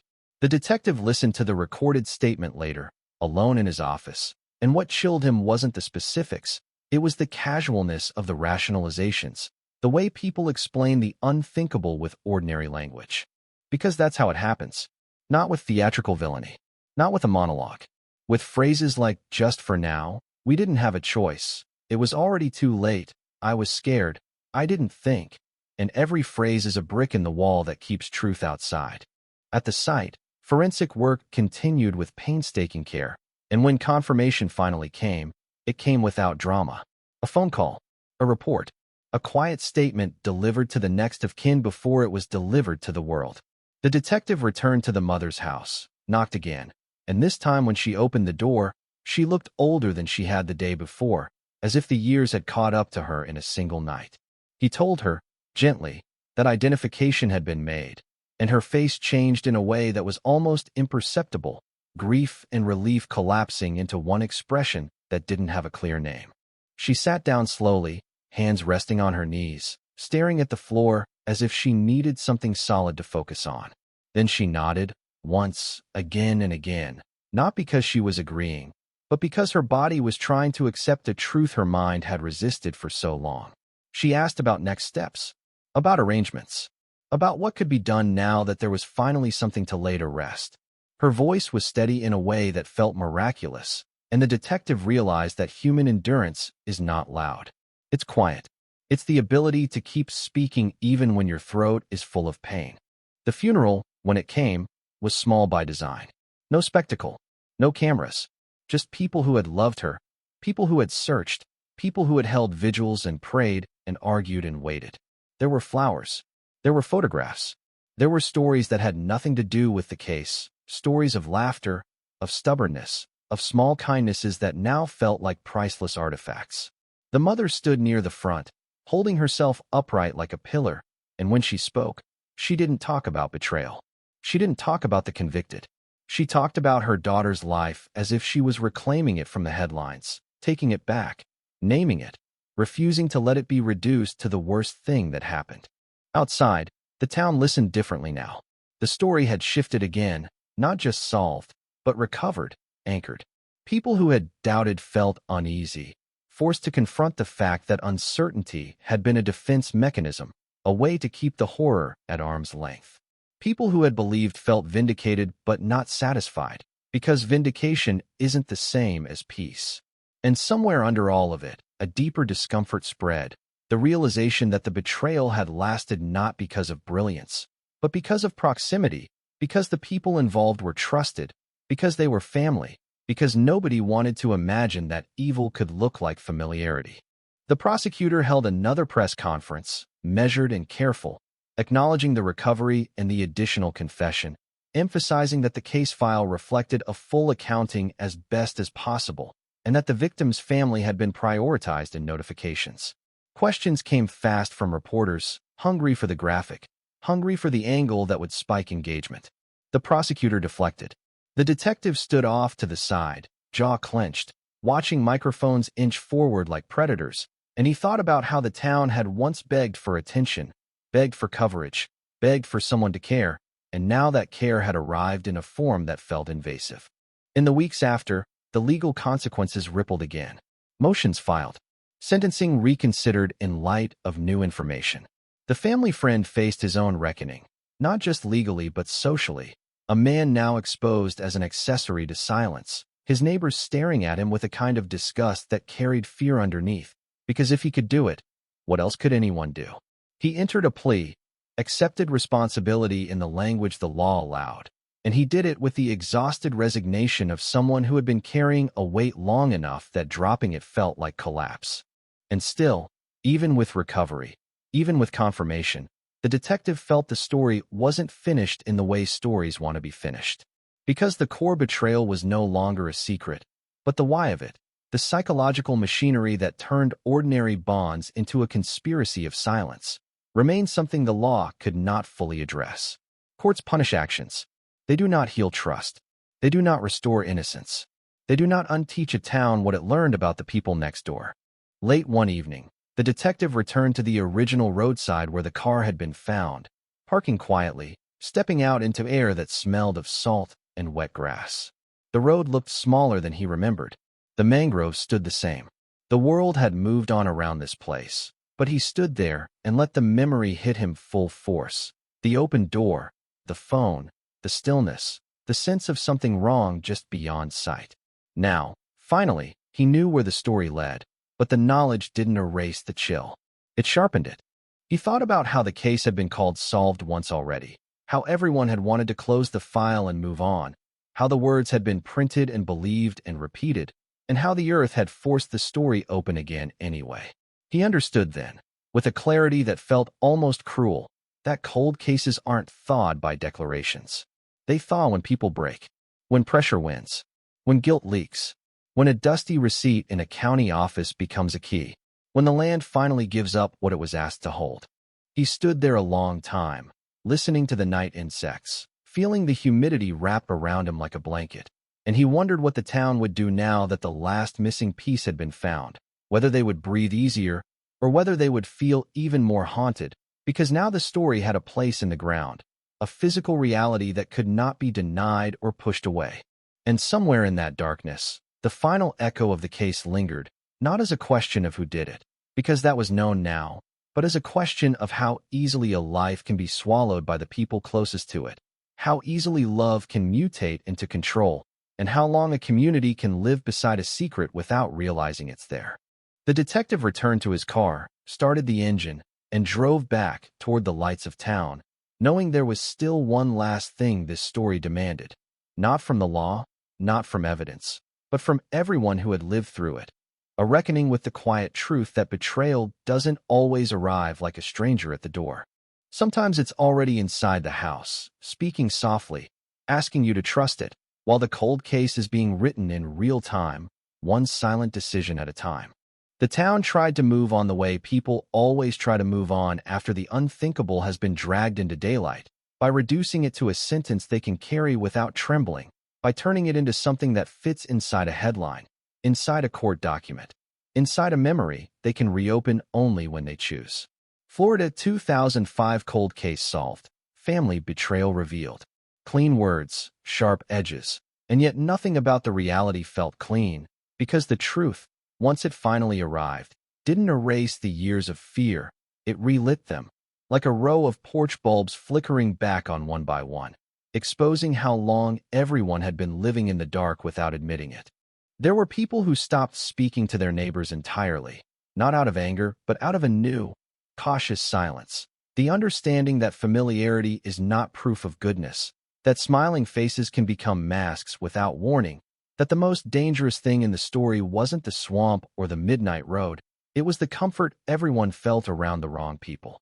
In grocery aisles and church lobbies, conversations went softer, more careful, as if the town had learned the hard way that words can be weapons, and that secrets don't always survive because they're clever, they survive because nobody wants to believe them. The memorial stone went in quietly, no cameras, no speeches meant for the outside world, just a gathering of those who still remembered her before she became a case number, before her life was reduced to a missing poster and a grainy security clip and a file that wore the word cold like a scar. They laid flowers. They touched the etched letters as if skin could feel meaning. They spoke her name, not as a demand for answers anymore, but as a claim, a refusal to let betrayal define her completely. Her mother sat close, hands folded, posture small but unbroken. And when someone asked if she felt closure now, she didn't answer with yes or no, because closure is a word people use when they can't bear to say the truth. And the truth was that she had carried her daughter twice, once into life, and then for years through absence. And now she would carry her in a different way, no lighter, just different. The detective didn't attend the public-facing moments. He stayed in the background the way he always had, because he understood that the spotlight has its own appetite, and it never stops at the truth. It keeps feeding until it has eaten the dignity too. He visited the original roadside again, alone, parked in the same place where the abandoned car had once sat like a warning, and he walked to the edge of the mangroves and listened. The air smelled the same, salt, wet earth, vegetation warmed by sun, and the stillness felt cruelly familiar, because that stillness was what had started everything, the quiet that made everyone's imagination do the screaming. He stood there and thought about the chain of events, the missed cues, the rehearsed grief, the synchronized statements, the careful public unity that had disguised a private fracture, and he wondered how many other towns were living inside stories like this without knowing it. He knew the answer, of course, more than anyone wanted to admit. Inside the department, the case became training material, slides and bullet points and lessons learned, a way to justify pain as education, to convert tragedy into policy. They talked about early assumptions, about the danger of deferring to a family narrative, about how certain disappearances don't look like crime until you accept that crime can look like normal life. They talked about persistence and patience and the way technology can revive old evidence. But the detective knew the real engine of the breakthrough wasn't technology at all. It was time. Time, which erodes the discipline of a lie. Time, which rearranges loyalties. Time, which presses down on guilt until it leaks out through the smallest crack, an offhand phrase, an unguarded reaction, a receipt sitting in a county office like a dormant match waiting for the right spark. The man who finally confessed, the family friend, the one who rented equipment and helped move what should never have been moved, became the town's new symbol of cowardice, the easy target, the one people could hate without risking their own reflections, because hating him felt cleaner than asking what they might have done under the same pressure, under the same fear, under the same false belief that family is a shield against consequence. He lived out his days in a smaller circle, watched by eyes that never softened, and whether he deserved mercy stopped being the point. The point was that the secret had spread beyond two people, beyond one argument, beyond one moment. It had become a shared act, a conspiracy of ordinary hands, and that knowledge infected the town's sense of safety in a way no verdict could cure. The convicted tried to manage their narratives even after the law had spoken. Appeals shifted details. Statements were issued through attorneys. Regret was suggested without being fully owned, the same careful language continuing as if the habit of control could survive any sentence. But control had always been the most fragile illusion in the story. It was control that drove the first bad decision. Control that turned panic into planning. Control that made them believe silence was a solution instead of a poison. And in the end, control was what they lost completely, because the past does not stay where you put it, no matter how deep you bury it, no matter how many people swear they'll keep it down.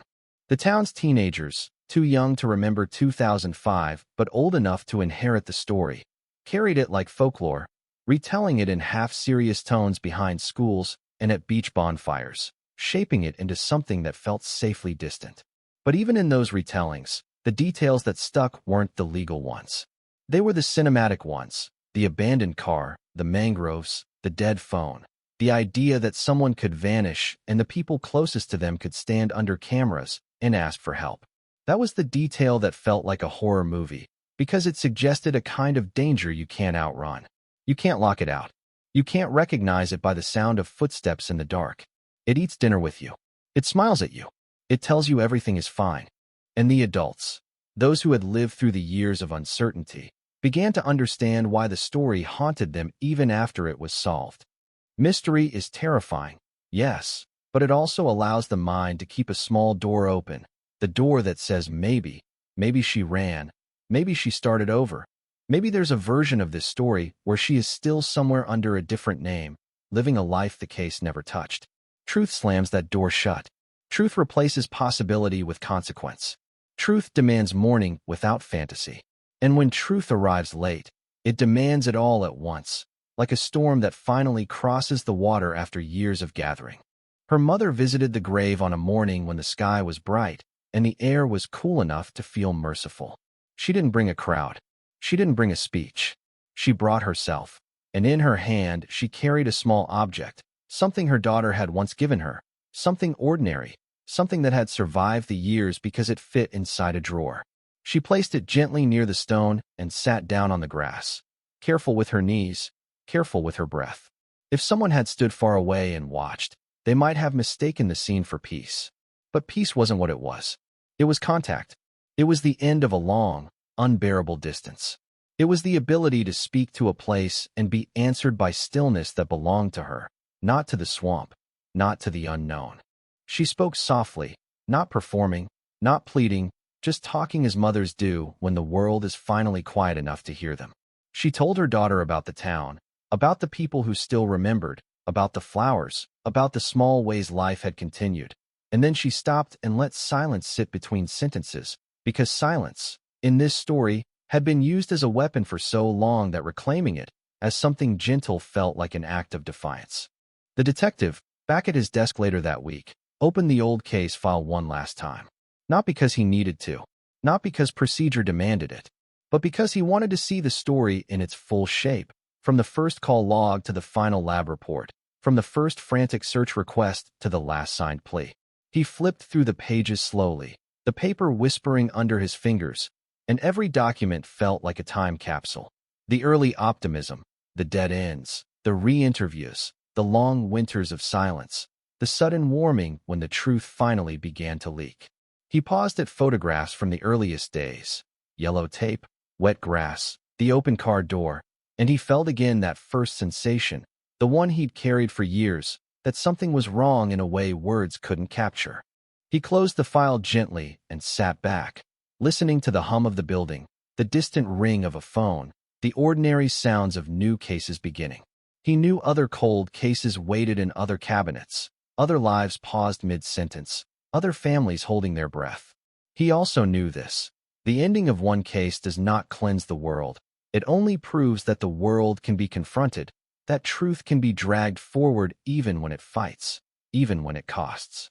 Outside, the town kept living, because towns always do, because life insists, because bills still arrive and school buses still run, and the sun still comes up over the same water that washed everything.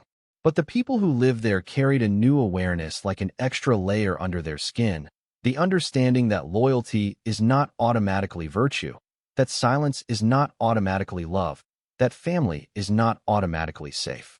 They learned to look at the familiar with clearer eyes, not paranoid, not cruel, just awake. And that was the final echo of the Florida 2005 cold case. Not the arrests, not the headlines, not the courtroom language, but the lingering lesson that the darkest mysteries aren't always hidden in distant places. Sometimes they're hidden in routine, in the spaces between ordinary conversations, in the comfort of assumptions, in the refusal to ask the question that feels impossible. The case ended, officially, with signatures and stamps and closed files, but it left behind something that did not close so easily. A town that would never again mistake familiarity for innocence, and a mother who, after years of unanswered nights, finally had a place to say goodnight. The wind moved through the mangroves the same way it always had, and the road still ran straight and quiet past the water, but the story that began there in 2005 no longer belonged to the unknown. It belonged to the truth, hard-earned and imperfect, and it belonged to the people left behind, who would carry it forward not as entertainment, not as rumor, but as a warning written in the most devastating ink of all, betrayal revealed, at last, under full daylight.